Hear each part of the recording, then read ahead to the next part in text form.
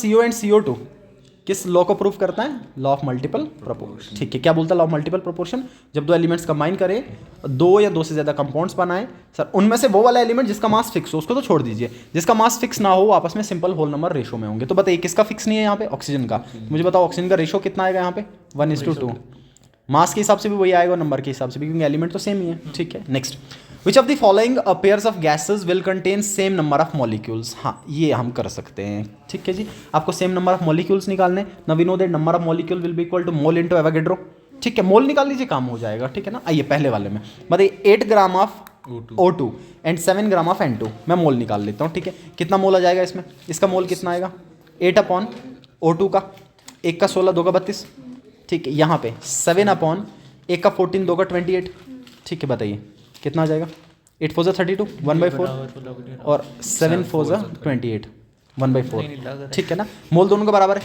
अगर मोल दोनों का बराबर है तो दोनों के मॉलिक्यूल्स भी बराबर होंगे। ठीक है, ठीक है ना? क्यों? हाँ, 7 4 28। अच्छा, 7 4 28 हो गया ना। ठीक है, अगले वाले में, ये अगले वाले में देख लेते हैं। ठीक है, 8 ग्राम ऑफ O2 बताओ कितना आएगा? अभी कर रखा था 8 ग्राम ऑफ O2 का मतलब 1/4 मोल। ठीक है, इसमें कर लूंगा, इसका मास होता है 44। बताओ 4.4 डिवाइडेड बाई 44। ठीक है, ये लिखूंगा मैं 4.4 डिवाइडेड बाई 44। ये डिनोमिनेटर इतना ज्यादा है तो 0 पॉइंट समथिंग आएगा ना। ठीक है, तो मतलब मैच नहीं ना करेगा।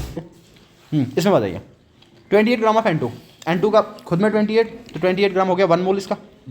अगले वाले में 22 बेटा 44, मोलिकुलर मास 44, कितना 1/2? नहीं मैच करेगा। अगले की देखने की जरूरत नहीं, ऑब्वियस से पहला ही आंसर होगा। कौन सा आंसर आ रहा है? पहला होगा। ओके, पढ़िए नेक्स्ट।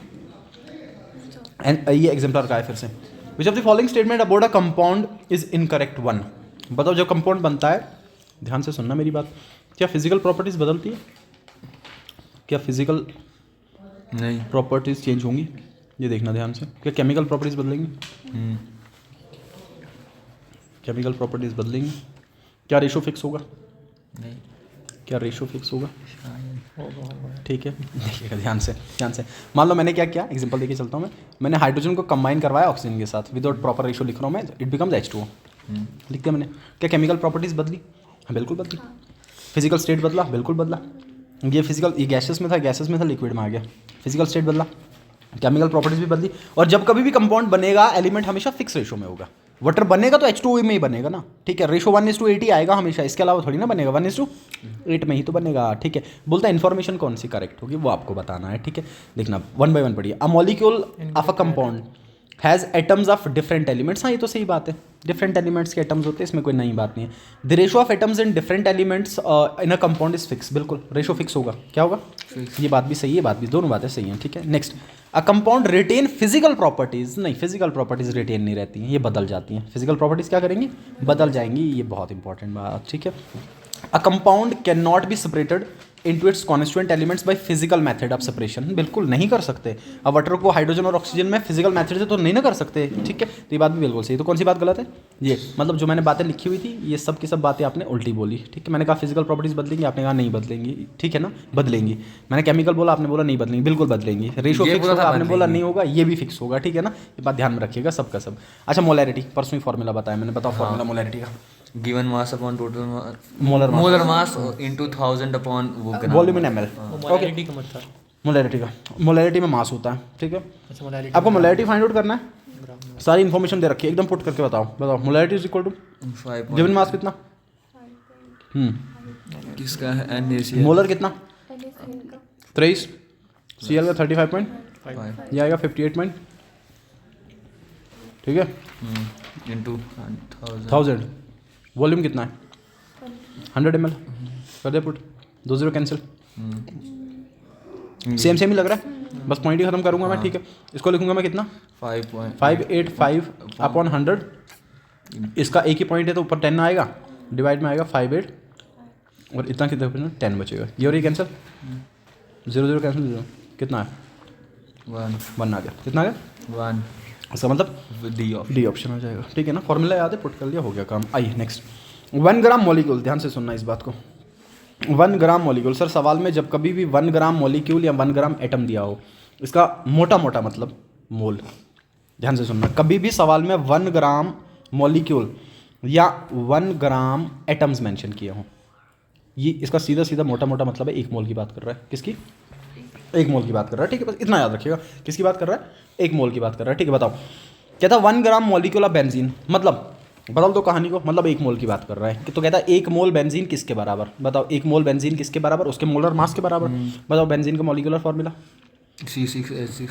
कार्बन का मास 12 और 12 × 6 72 प्लस एक हाइड्रोजन का 1 6 का 6, ये हो गया 78। तो आ गया 78, ठीक है। एक ही आंसर मिल रहा है मेरे को डी में। वो भी देख सकते थे C6H6। हाँ, उसी हिसाब से कर लीजिए। तो वो यहाँ पर वो दिया था ना C6, तो मॉलिक्यूलर। हाँ, मोलिकुलर भी दे रखा है ना साथ में ही, तो अंडरस्टूड, वो सबके साथ दिया हुआ है, ठीक है। 78 of C6H6। Okay, next. Which of the following statement do not form a part of Bohr's atomic model of hydrogen atom, ठीक है। इसमें से कौन सा है जो बोहर एटॉमिक मॉडल का पॉस्टुलेट नहीं होगा? 1 बाय 1 पढ़िएगा। The energy of an electron in orbital is quantized, बिल्कुल क्वांटाइजेशन ऑफ एनर्जी की तो भारी मात्रा में बात की थी इसने, ये ट्रू है, ठीक है। Next, the electron in an orbit nearest to the nucleus has lowest energy. बताइए एनर्जी का फॉर्मूला, एनर्जी का फॉर्मूला बताइए। -13.6 अपॉन n² इंटू Z², यही है ना, ठीक है, ध्यान से सुनिएगा।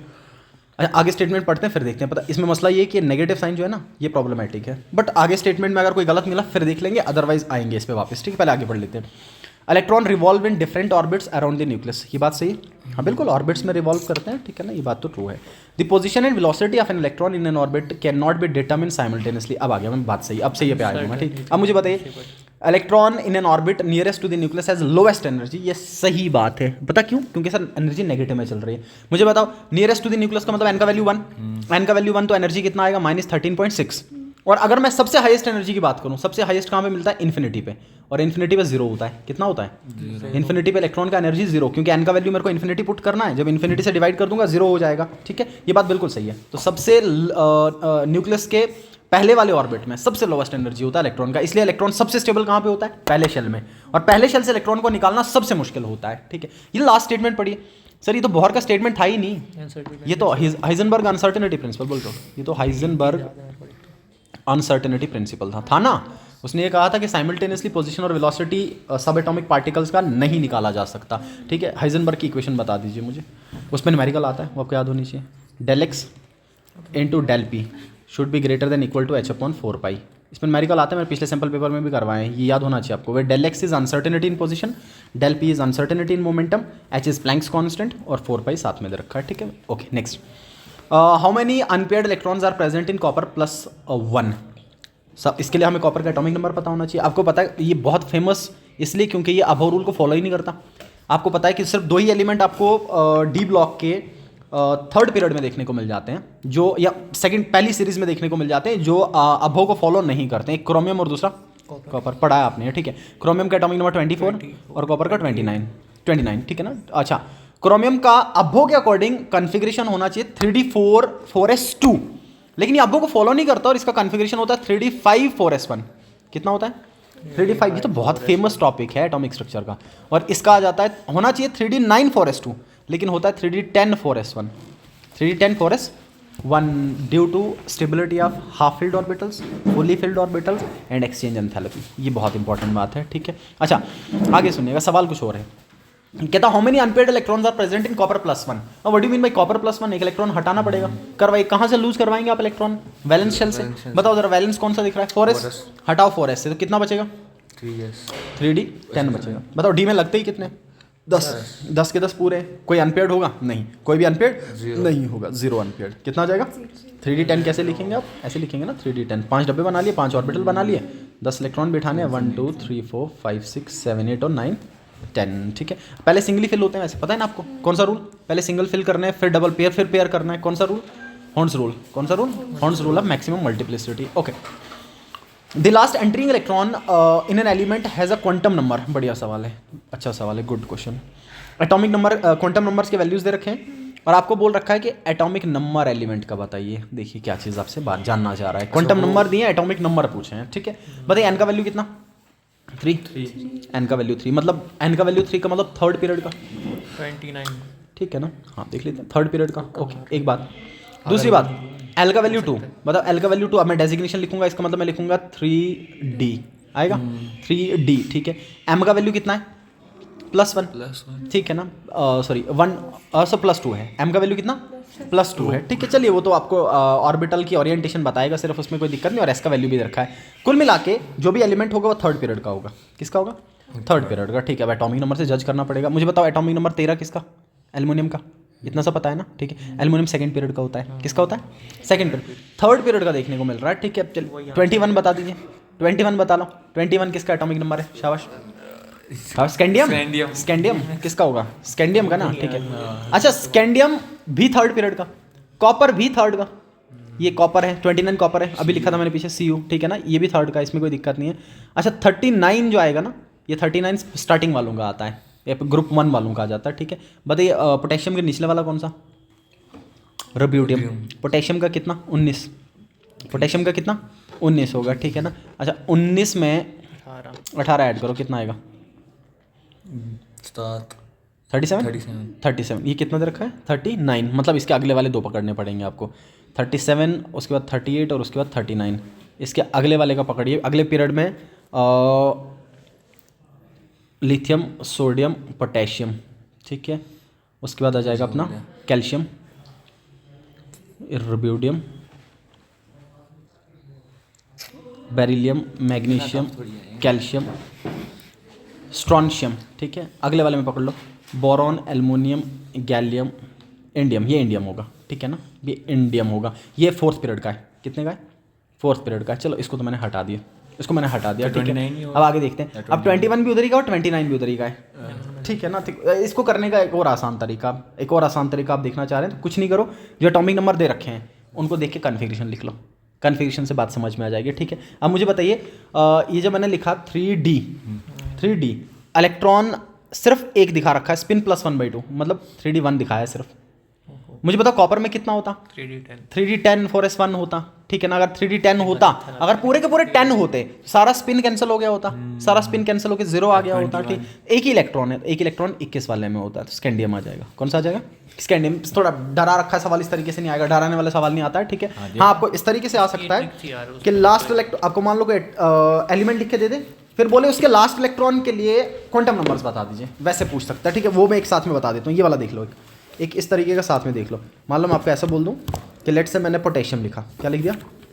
और पोटेशियम के लास्ट इलेक्ट्रॉन के लिए आप ये बताओ मेरे को कि क्वांटम नंबर्स के वैल्यूज़ क्या आएंगे, ठीक है। तो मैं पोटेशियम का एटॉमिक नंबर लिख लेता हूँ, 19 होता है। 19। बताओ इसका आउटर मोस्ट कॉन्फ़िगरेशन कितना? पहले ग्रुप का है लिथियम का 2s1, अगले वाले का 3s1, इसका 4s1 आ जाएगा, ठीक है। लिख दिया मैंने 4s1, ये आउटर मोस्ट कॉन्फ़िगरेशन। बताओ n का वैल्यू कितना दिख रहा है? 4 लिख दिया मैंने, 4, ठीक है। अच्छा s के लिए l का वैल्यू कितना? 0। s के लिए l का वैल्यू 0, ठीक है। अच्छा m का वैल्यू कितना? अगर ये 0 है तो ये भी 0, और इलेक्ट्रॉन एक ही है तो s कितना? +1/2। ये आ जाएंगे क्वांटम नंबर के वैल्यूज़, ये भी इंपॉर्टेंट है इस तरीके से, ठीक है। उस तरीके से ना पूछे, इस तरीके से बनना जेन्युइन है कि एलिमेंट दे दे या एटॉमिक नंबर दे दे, लास्ट इलेक्ट्रॉन के लिए क्वांटम नंबर्स के वैल्यूज़ पूछ ले, उस तरीके से भी देख लीजिए आप, ठीक है। चलिए नेक्स्ट बताइए, द ग्रुप नंबर, ठीक है, number of valence electrons and valency of an element with atomic number 15। 15 का मतलब फास्फोरस की बात कर रहा है, ठीक है। बताओ फास्फोरस कौन से ग्रुप का? नाइट्रोजन फैमिली का, नाइट्रोजन फैमिली का ग्रुप 15 का, नाइट्रोजन ग्रुप 15 का होता है, ठीक है। पहले तो आ गया ग्रुप 15, कौन से ग्रुप का? ग्रुप 15 को, ठीक है जी। ग्रुप नंबर आ गया 15, okay. Next number of valence electron, बताइए वैलेंस इलेक्ट्रॉन कितने होते हैं? नाइट्रोजन के जितने उतने इसी के होंगे, 5। कितने होंगे? 5 होंगे, ठीक है। हो गए 5 वैलेंस इलेक्ट्रॉन। और वैलेंसी कितने चाहिए स्टेबल होने के लिए, ऑक्टेट कंप्लीट करने के लिए? 3 चाहिए, 5 ऑलरेडी हैं तो हो गया 3, सो 15 5 3, ये आ गया आंसर, ठीक है ना। सिंपल है, कोई टफ बात नहीं है। द मोस्ट पोलर बॉन्ड, बताइए पोलैरिटी किस पे डिपेंड करता है? इलेक्ट्रोनेगेटिविटी डिफरेंस पे।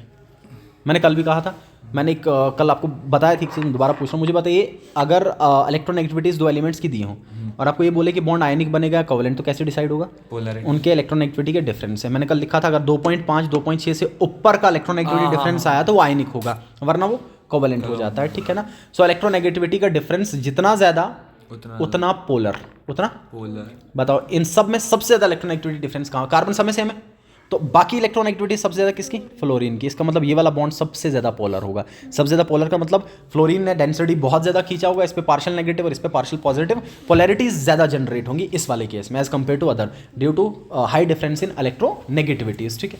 Among the following the electron deficient compound is, बताओ इलेक्ट्रॉन डेफिशिएंट का मतलब अब ये 2 तरीके से आता है। एक तो ये बोलता है कि बताओ, मैंने पूछा भी था पिछले बार में, ऑक्टेट रूल का लिमिटेशन बताइए। ऑक्टेट रूल कौन कौन फॉलो नहीं करता? 2-3 चीज़ें बताइए सिर्फ मोटी मोटी। सर एक तो वो जिनमें इलेक्ट्रॉन 8 से कम हो, और वो कौन से स्पीशीज आते हैं आपके हाइड्रोजन वाले, जैसे BeH2 आ गया या इवन H2 खुद में आ गया, ठीक है। अब आपको बोला है कि इलेक्ट्रॉन डेफिशिएंट कौन, इलेक्ट्रॉन डेफिशिएंट का मतलब वैलेंस इलेक्ट्रॉन कितनों से कम, 8 से कम, कितने से कम, 8 से कम, ठीक है ना, 8 से कम होने चाहिए। बताइए कौन से वाले में लग रहे हैं 8 से कम, BCl3 में कितने लग रहे हैं, बोरॉन के पास अपने कितने होते हैं 3, और 3 साथ में शेयर कर रखे हैं, कितने हो गए 3 और 3 6 हो गए ना, ठीक है, कितने हो गए 6 इलेक्ट्रॉन, ओके।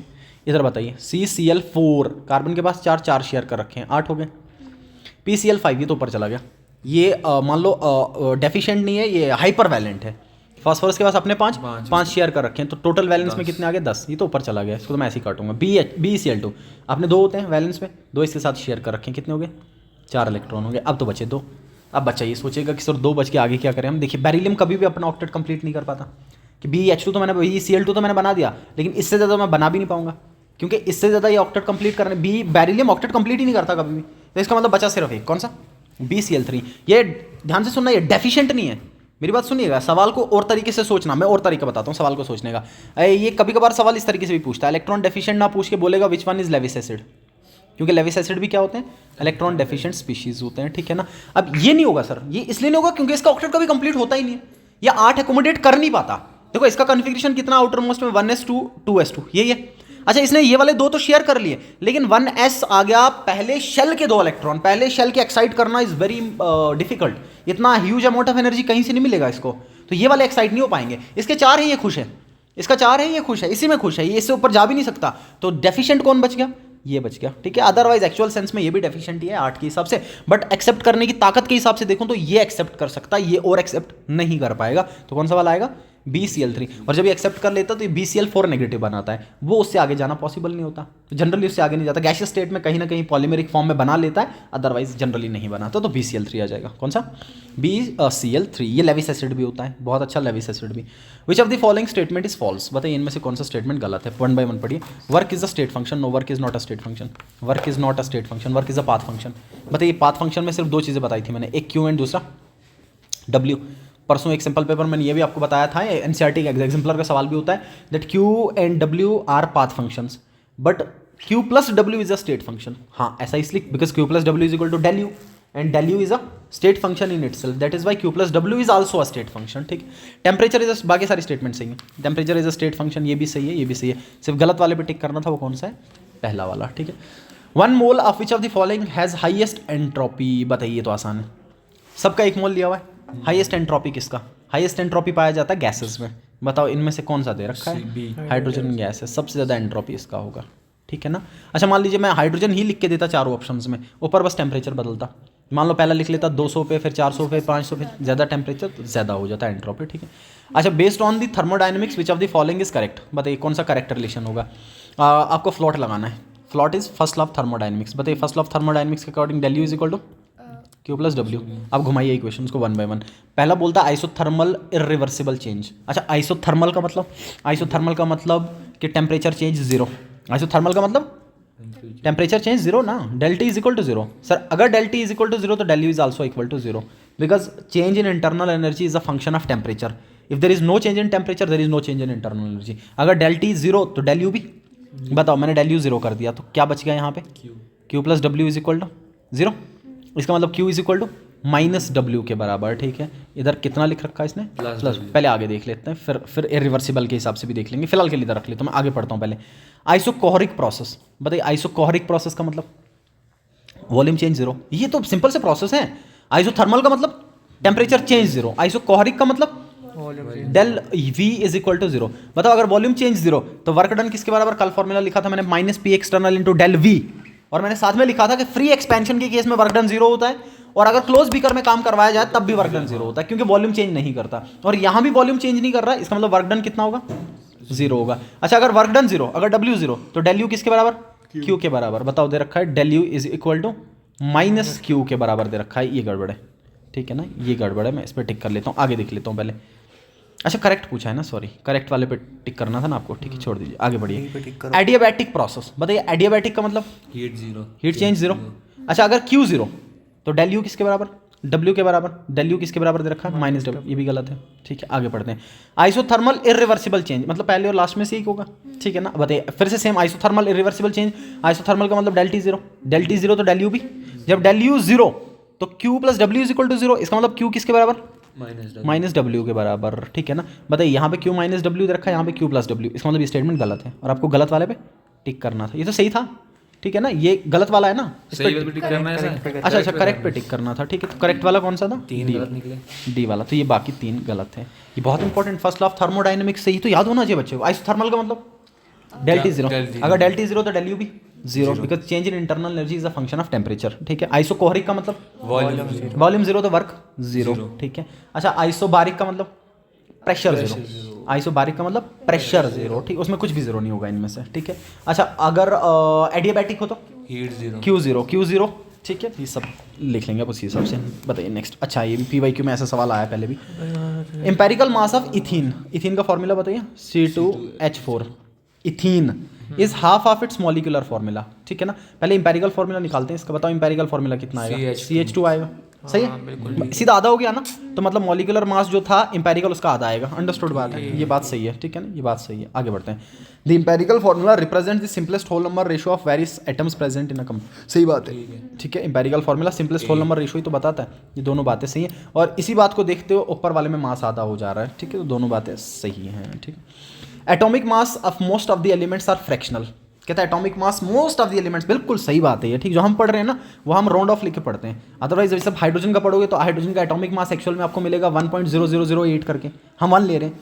ठीक है, वो राउंड ऑफ करके पढ़ा जाता है, बिल्कुल सही बात है। मेजॉरिटी ऑफ एलिमेंट्स का फ्रैक्शनल होता है। कैसा होता है? फ्रैक्शनल होता है। ठीक है ना, जिसको आप क्या पढ़ते हैं? Average atomic mass. याद आ रहा है आपको? एवरेज क्यों होता है ये फ्रैक्शनल? एवरेज क्यों लेते हैं आप? क्योंकि एक एलिमेंट के बहुत सारे आइसोटोप हो सकते हैं, तो आपको फिर फॉर्मूला पता है एवरेज निकालने का। Mass of first isotope into percentage abundance plus mass of second into percentage abundance divided by 100 करते हैं, because most of the elements occurs in a mixture of isotopes. दोनों की दोनों बातें बहुत करेक्ट हैं। ठीक है, ये और दोनों एक दूसरे को एक्सप्लेन भी कर रही हैं, क्योंकि जब आइसोटोप्स होंगे तभी तो फ्रैक्शनल में मिलेगा आपको। ठीक है ना, तो दोनों बातें क्या हैं, तो याद रखिएगा, इंपॉर्टेंट है, पहले नहीं आया। तो एलिमेंट्स में मेजॉरिटी ऑफ एलिमेंट्स का एटॉमिक मास कैसा होगा? फ्रैक्शनल।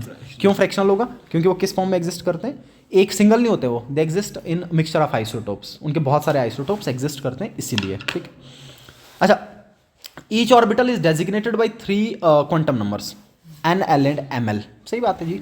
किसी भी और मान लो किसी भी ऑर्बिटल को आपने रिप्रेजेंट करना है, स्लेट से मैं ऐसा लिख लेता हूँ, मैं P के ऑर्बिटल लिख लेता हूँ। ठीक है ना, बताइए P में कौन कौन सा orbital? We have PX, PY and PZ। पता आपको ये? ठीक है, मान लो मैंने तीसरे क्वांटम नंबर के लिए लिखा, प्रिंसिपल क्वांटम नंबर 3 के लिए लिखा, तो आप लिखेंगे 3px 3py एंड 3pz। ऐसा ही लिख लूंगा मैं। ठीक है ना, बताओ एक तो मैंने n से रिप्रेजेंट किया, दूसरा क्या लगा मेरे को? l, और तीसरा क्या लगा? m। What is this ml? The possible value of m for any given value of l। ठीक है ना, ये पता आपको कैसे? देखो n इज इक्वल टू 3, बताओ l कितना आएगा? अगर मैंने p ऑर्बिटल लिखा तो 1, जब बताओ L1 होता तो m कितना होता है? -1 0 +1। ये जो 3 वैल्यूज़ आई ना, इन 3 वैल्यूज़ को रिप्रेजेंट करते हैं ml से। इसका मतलब किसी पर्टिकुलर l के लिए m के कितने वैल्यूज़ आएंगे उसको ml से रिप्रेजेंट करते हैं, कितने पॉसिबल वैल्यूज़ आ जाएंगे। ठीक है, बिल्कुल सही बात है। हाँ, अगर इलेक्ट्रॉन भी मैं इंक्लूड करता फिर कितने क्वांटम नंबर लगते हैं? 4। क्यों? क्योंकि फिर स्पिन भी तो लिखना पड़ता मेरे को। सवाल देखिएगा, सिर्फ बोला है ऑर्बिटल के लिए, ऑर्बिटल को डेजिग्नेट करना है तो 3 क्वांटम नंबर रिक्वायर्ड होंगे, और इलेक्ट्रॉन को करना है तो 4 रिक्वायर्ड होंगे। ठीक है ना, अच्छा n is a positive integer with value 1 2 3 हमेशा, बिल्कुल सही बात है। n का वैल्यू हमेशा पॉजिटिव इंटीजर होगा। 0 हो गया तो मतलब मैंने शेल खत्म कर दिया, नेगेटिव तो हो नहीं सकता, तो हमेशा कैसा होगा? पॉजिटिव इंटीजर होगा। ठीक, अच्छा क्या ये ऊपर वाला निचले वाला ऊपर वाले को एक्सप्लेन कर रहा है? इसका कोई लेना देना नहीं है इसके साथ में। ठीक है, दोनों अलग अलग बातें हैं, तो बी। अच्छा, according to Mendeleev the properties of elements are the periodic functions of their atomic masses. बिल्कुल सही बात है। आप देखते हैं मॉडर्न पीरियोडिक टेबल में क्लासिफिकेशन किस बेसिस पे? एटॉमिक नंबर की बेसिस पे, लेकिन इससे पहले वाले किस बेसिस पे थे? ठीक है, बात सही है।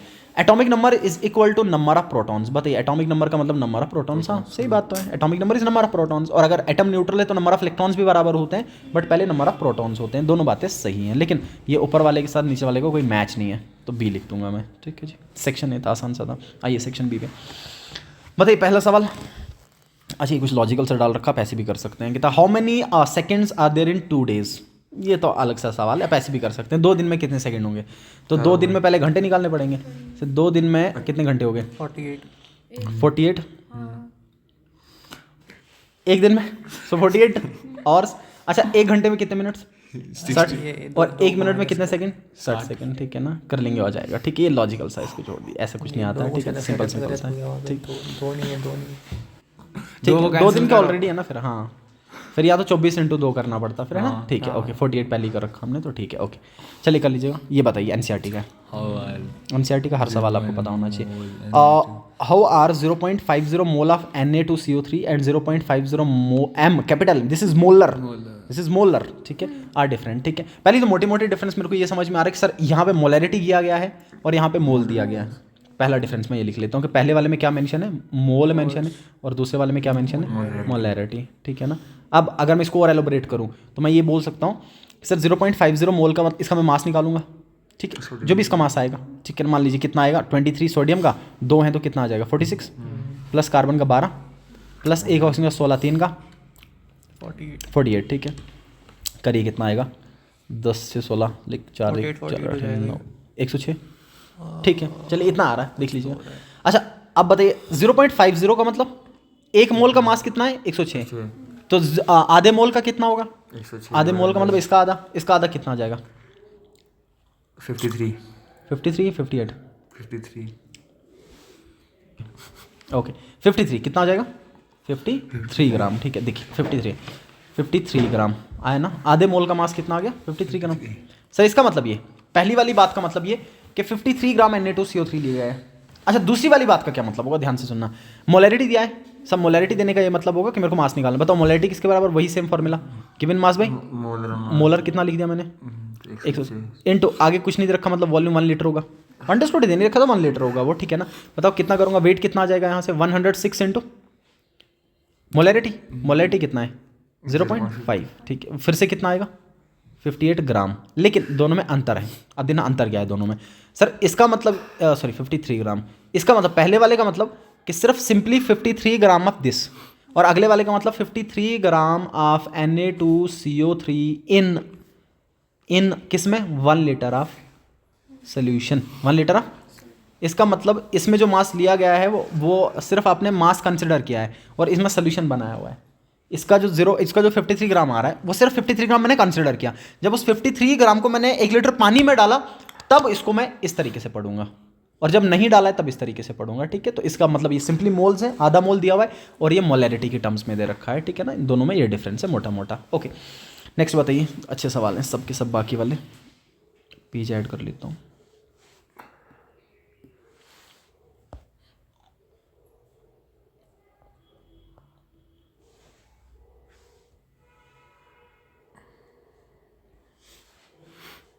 ठीक है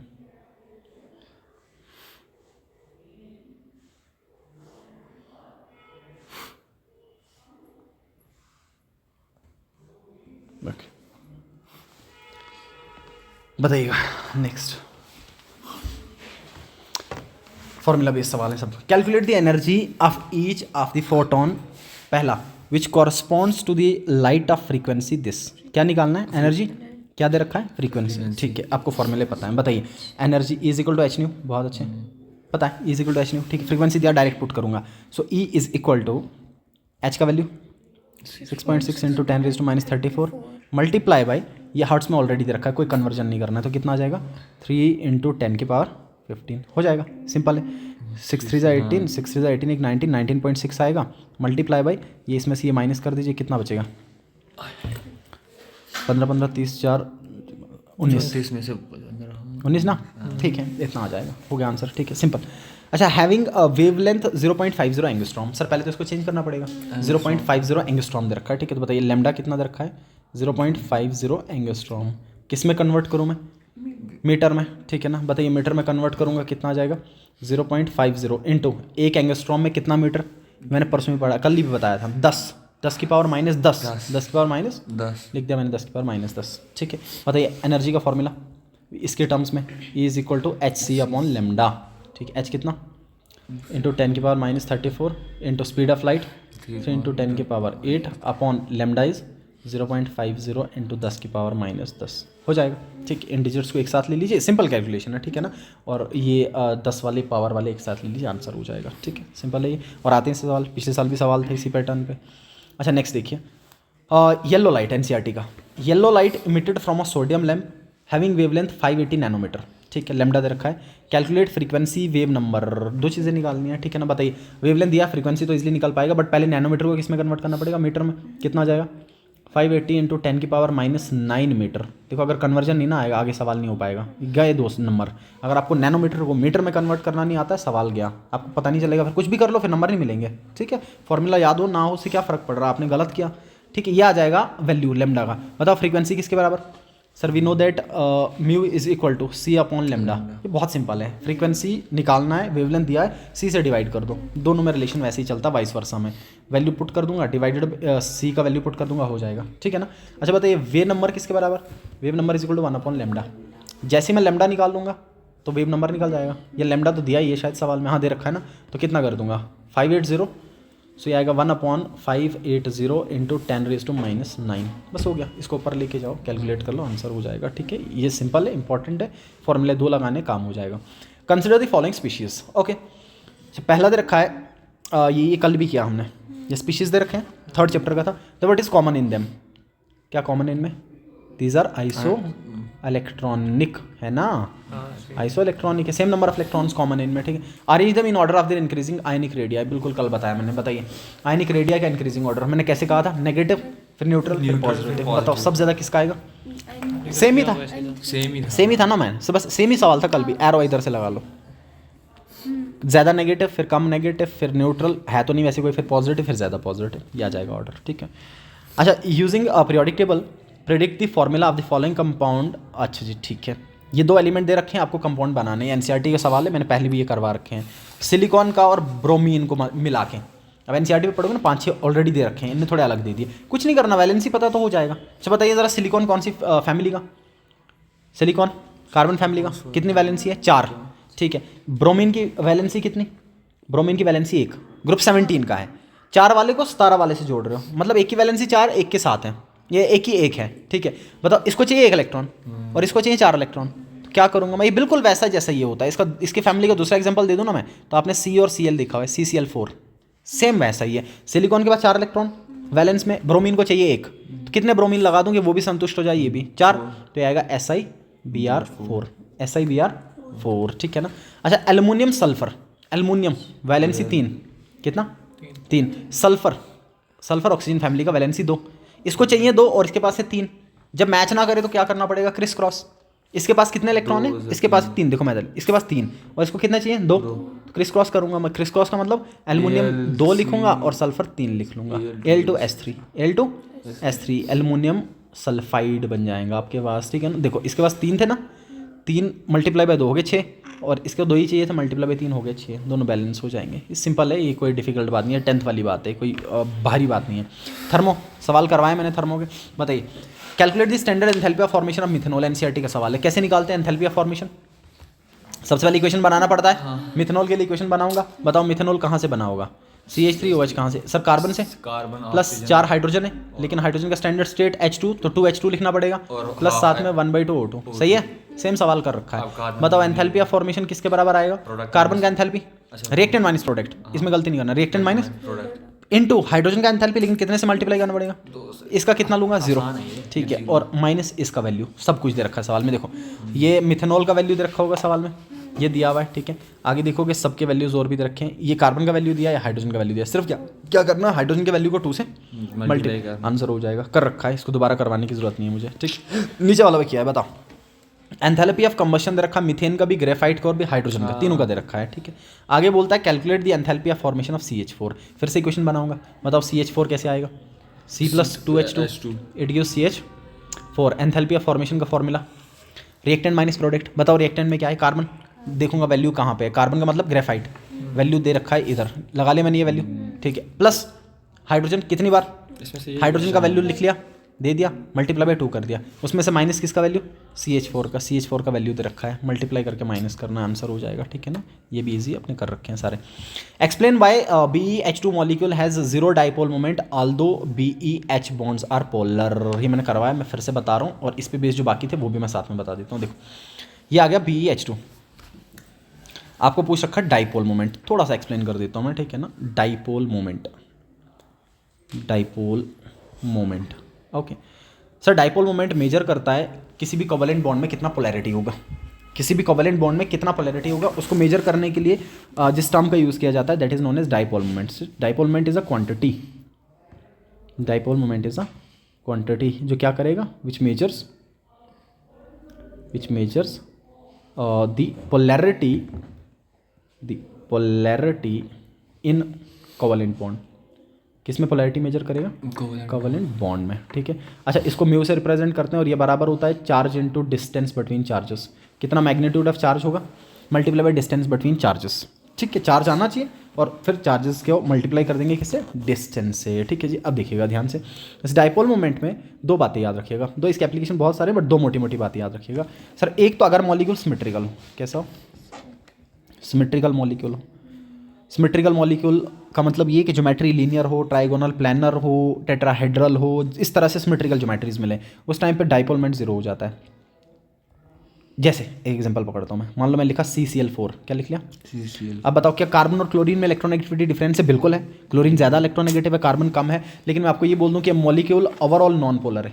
कैसा है, नॉन पोलर का मतलब इसका dipole moment, overall dipole moment, resultant dipole moment कितना है, जीरो. ठीक है, ऐसा इसलिए क्योंकि सर कार्बन और चार जो क्लोरीन प्रेजेंट थे इसके साथ में, इनका इंडिविजुअल मूवमेंट तो था. बताओ क्या इंडिविजुअल बॉन्ड मूवमेंट था, बिल्कुल था. ये क्लोरीन अपनी तरफ खींचेगा, इसके ऊपर पार्शियल नेगेटिव आ जाएगा और इसके ऊपर पार्शियल पॉजिटिव. हुआ ना, डाइपोल तो बना ना, ये डाइपोल बन गया. लेकिन मैं बोल रहा हूँ कि अगर डाइपोल होता तो मॉलिक्यूल पोलर होना चाहिए. अगर डाइपोल मूवमेंट है, अगर है तो मॉलिक्यूल कैसा, पोलर. लेकिन मैं ये बोल रहा हूँ कि मॉलिक्यूल ओवरऑल नॉन पोलर है. सर ऐसा इसलिए क्योंकि जो डाइपोल होगा वो वेक्टर क्वांटिटी होगा, और अगर डाइपोल वेक्टर क्वांटिटी है तो मेरे को सारे वेक्टर देखने पड़ेंगे.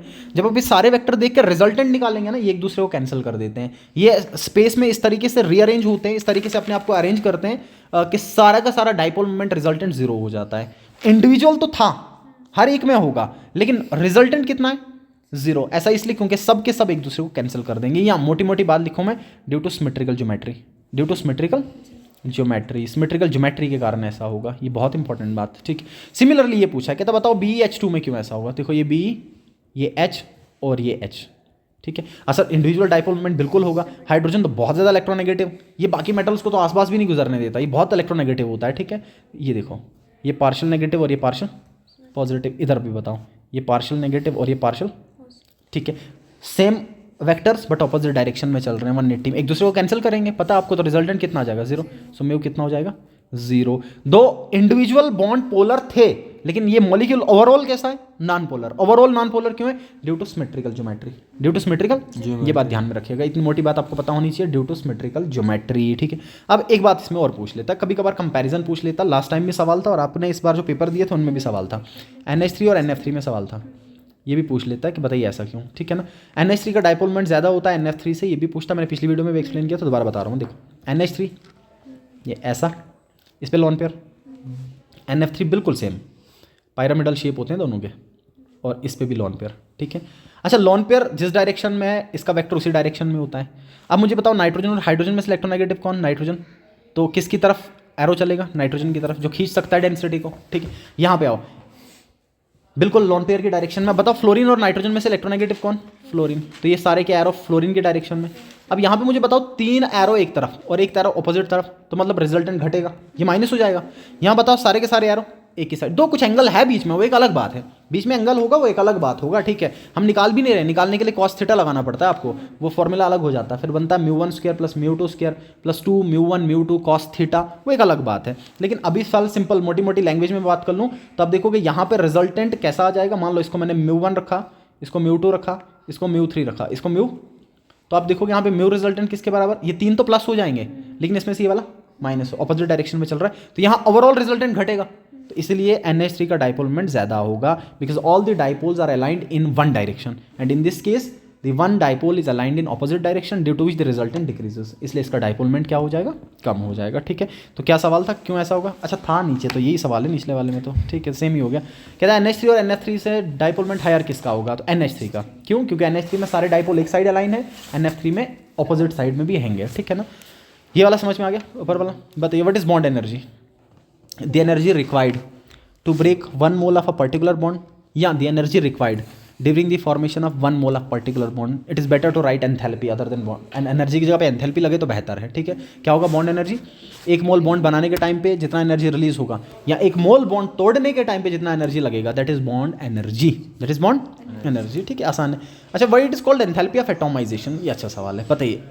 मान लीजिए मैंने क्या किया, लेट्स से मैंने H और H लिखा, तो H और H is nothing but H2, this is molecular form, ठीक है। मान लो मैंने इसको एनर्जी दे दिया, ठीक है ना, मैंने एंथैल्पी दे दिया, कुछ डेल एच एनर्जी दे दिया और बॉन्ड तोड़ दिया। अब मुझे बताइए जब मैंने इसका बॉन्ड तोड़ा, हाइड्रोजन हाइड्रोजन अलग हो गए, अब बताओ जब दोनों हाइड्रोजन अलग हो गए तो ये एटॉमिक फॉर्म में मिलेंगे, किस फॉर्म में, एटॉमिक, ये अलग हो गया, ये अलग हो गया, एटॉमिक फॉर्म में मिले, और वो भी किस में, गैशियस में। तो this is what enthalpy of atomization is. Atomization भी यही होता है कि कितना एनर्जी लगेगा किसी पर्टिकुलर मॉलिक्यूल को कन्वर्ट करने के लिए उसके एटॉमिक फॉर्म में, आपको बिखेरना है उसको, पहले वो मॉलिकुलर फॉर्म में थे, बॉन्ड तोड़ के उनके एटॉमिक फॉर्म में कन्वर्ट करना है, ठीक है। और वो atomic form that too should be present in gases, gaseous में मिलने चाहिए आपको। This is enthalpy of atomization. Sir since bond को तोड़ने के बाद जो भी डिफरेंट एटम्स बनेंगे वो आपको कहाँ पे मिलेंगे, गैशियस फॉर्म में। This is what enthalpy of atomization is, नाम भी बता रहा है एटॉमाइजेशन, कि तोड़ो मॉलिक्यूल को, कंपाउंड को तोड़ो, वो जिस भी फॉर्म में प्रेजेंट, चाहे वो पहले ही गैस क्यों ना हो, ध्यान से सुनना, चाहे वो पहले ही गैस क्यों ना हो या सॉलिड क्यों ना हो, इतना एनर्जी दो कि वो किसी भी फॉर्म में हो, गैस में हो, सॉलिड में हो, लिक्विड में हो, वो टूटे, और टूटने के बाद हर एक एटम अलग अलग हो जाए और वो सारे एटम गैस में हो, किस में हो, गैस में। ये बात है, इसके मतलब ये। अब मुझे बताओ H2 भी तो पहले से ही गैस था ना, लेकिन ये H2 गैस तो था लेकिन एटम में नहीं ना था, मॉलिक्यूलर फॉर्म में था, किसमें, एटॉमाइजेशन में। क्या करना है, इतना हीट करना, इतना एनर्जी देना है कि जिस भी फॉर्म में मॉलिक्यूल रहा हो वो फॉर्म किस में कन्वर्ट हो जाए, एक तो एटॉमिक फॉर्म में, हर एक कण अलग हो जाए, हर एक एटम अलग हो जाए, और वो भी मिले किस फॉर्म में, गैशियस फॉर्म में। तो इसीलिए एंथैल्पी ऑफ एटॉमाइजेशन इसको कहेंगे। और बॉन्ड एनर्जी को भी नीचे बोल रखा है कि why it is called enthalpy of atomization, क्योंकि सर एटॉमाइजेशन में भी यही प्रक्रिया होती है कि बॉन्ड को तोड़ा जाता है और तोड़ने के बाद हर एक एटम को अलग करके गैस में कन्वर्ट किया जाता है। तो दोनों बातें सेम होंगी, ठीक है ना, कि energy is provided and molecule is broken into separate atoms obtained in, ये इंपॉर्टेंट है, obtained in किस फेज में, गैशियस फेज में। किस में मिलने चाहिए अपने को, गैशियस फेज में मिलने चाहिए, ठीक है। तो बहुत simple. Okay, next is right the relation between CP and CV for an ideal gas. बहुत सिंपल सा है। So we know that CP minus CV is equal to R, or more precisely you can write down NR. CP minus CV is equal to R. Now what is CP? Heat capacity at constant pressure. CV is heat capacity at constant volume and R is universal gas constant. ठीक है ना, ये proof करने के लिए भी आ सकता है, CP minus CV is equal to R, और इस पर सवाल भी बनता है, ऐसा ज़रूरी नहीं है। मान लो आपको बोल देगा कि अगर CV का वैल्यू ये है तो CP का निकालो, यहाँ से निकाल सकता हूँ मैं, ठीक है ना, इस साइड पुट करके। R का वैल्यू आपको पता है 8.314, या कैलोरीज में लेंगे तो 2 कैलोरीज, कितना, 2 दोनों वैल्यूज़ याद रखिएगा, ठीक है। बताइए सेक्शन C बताइए मुझे।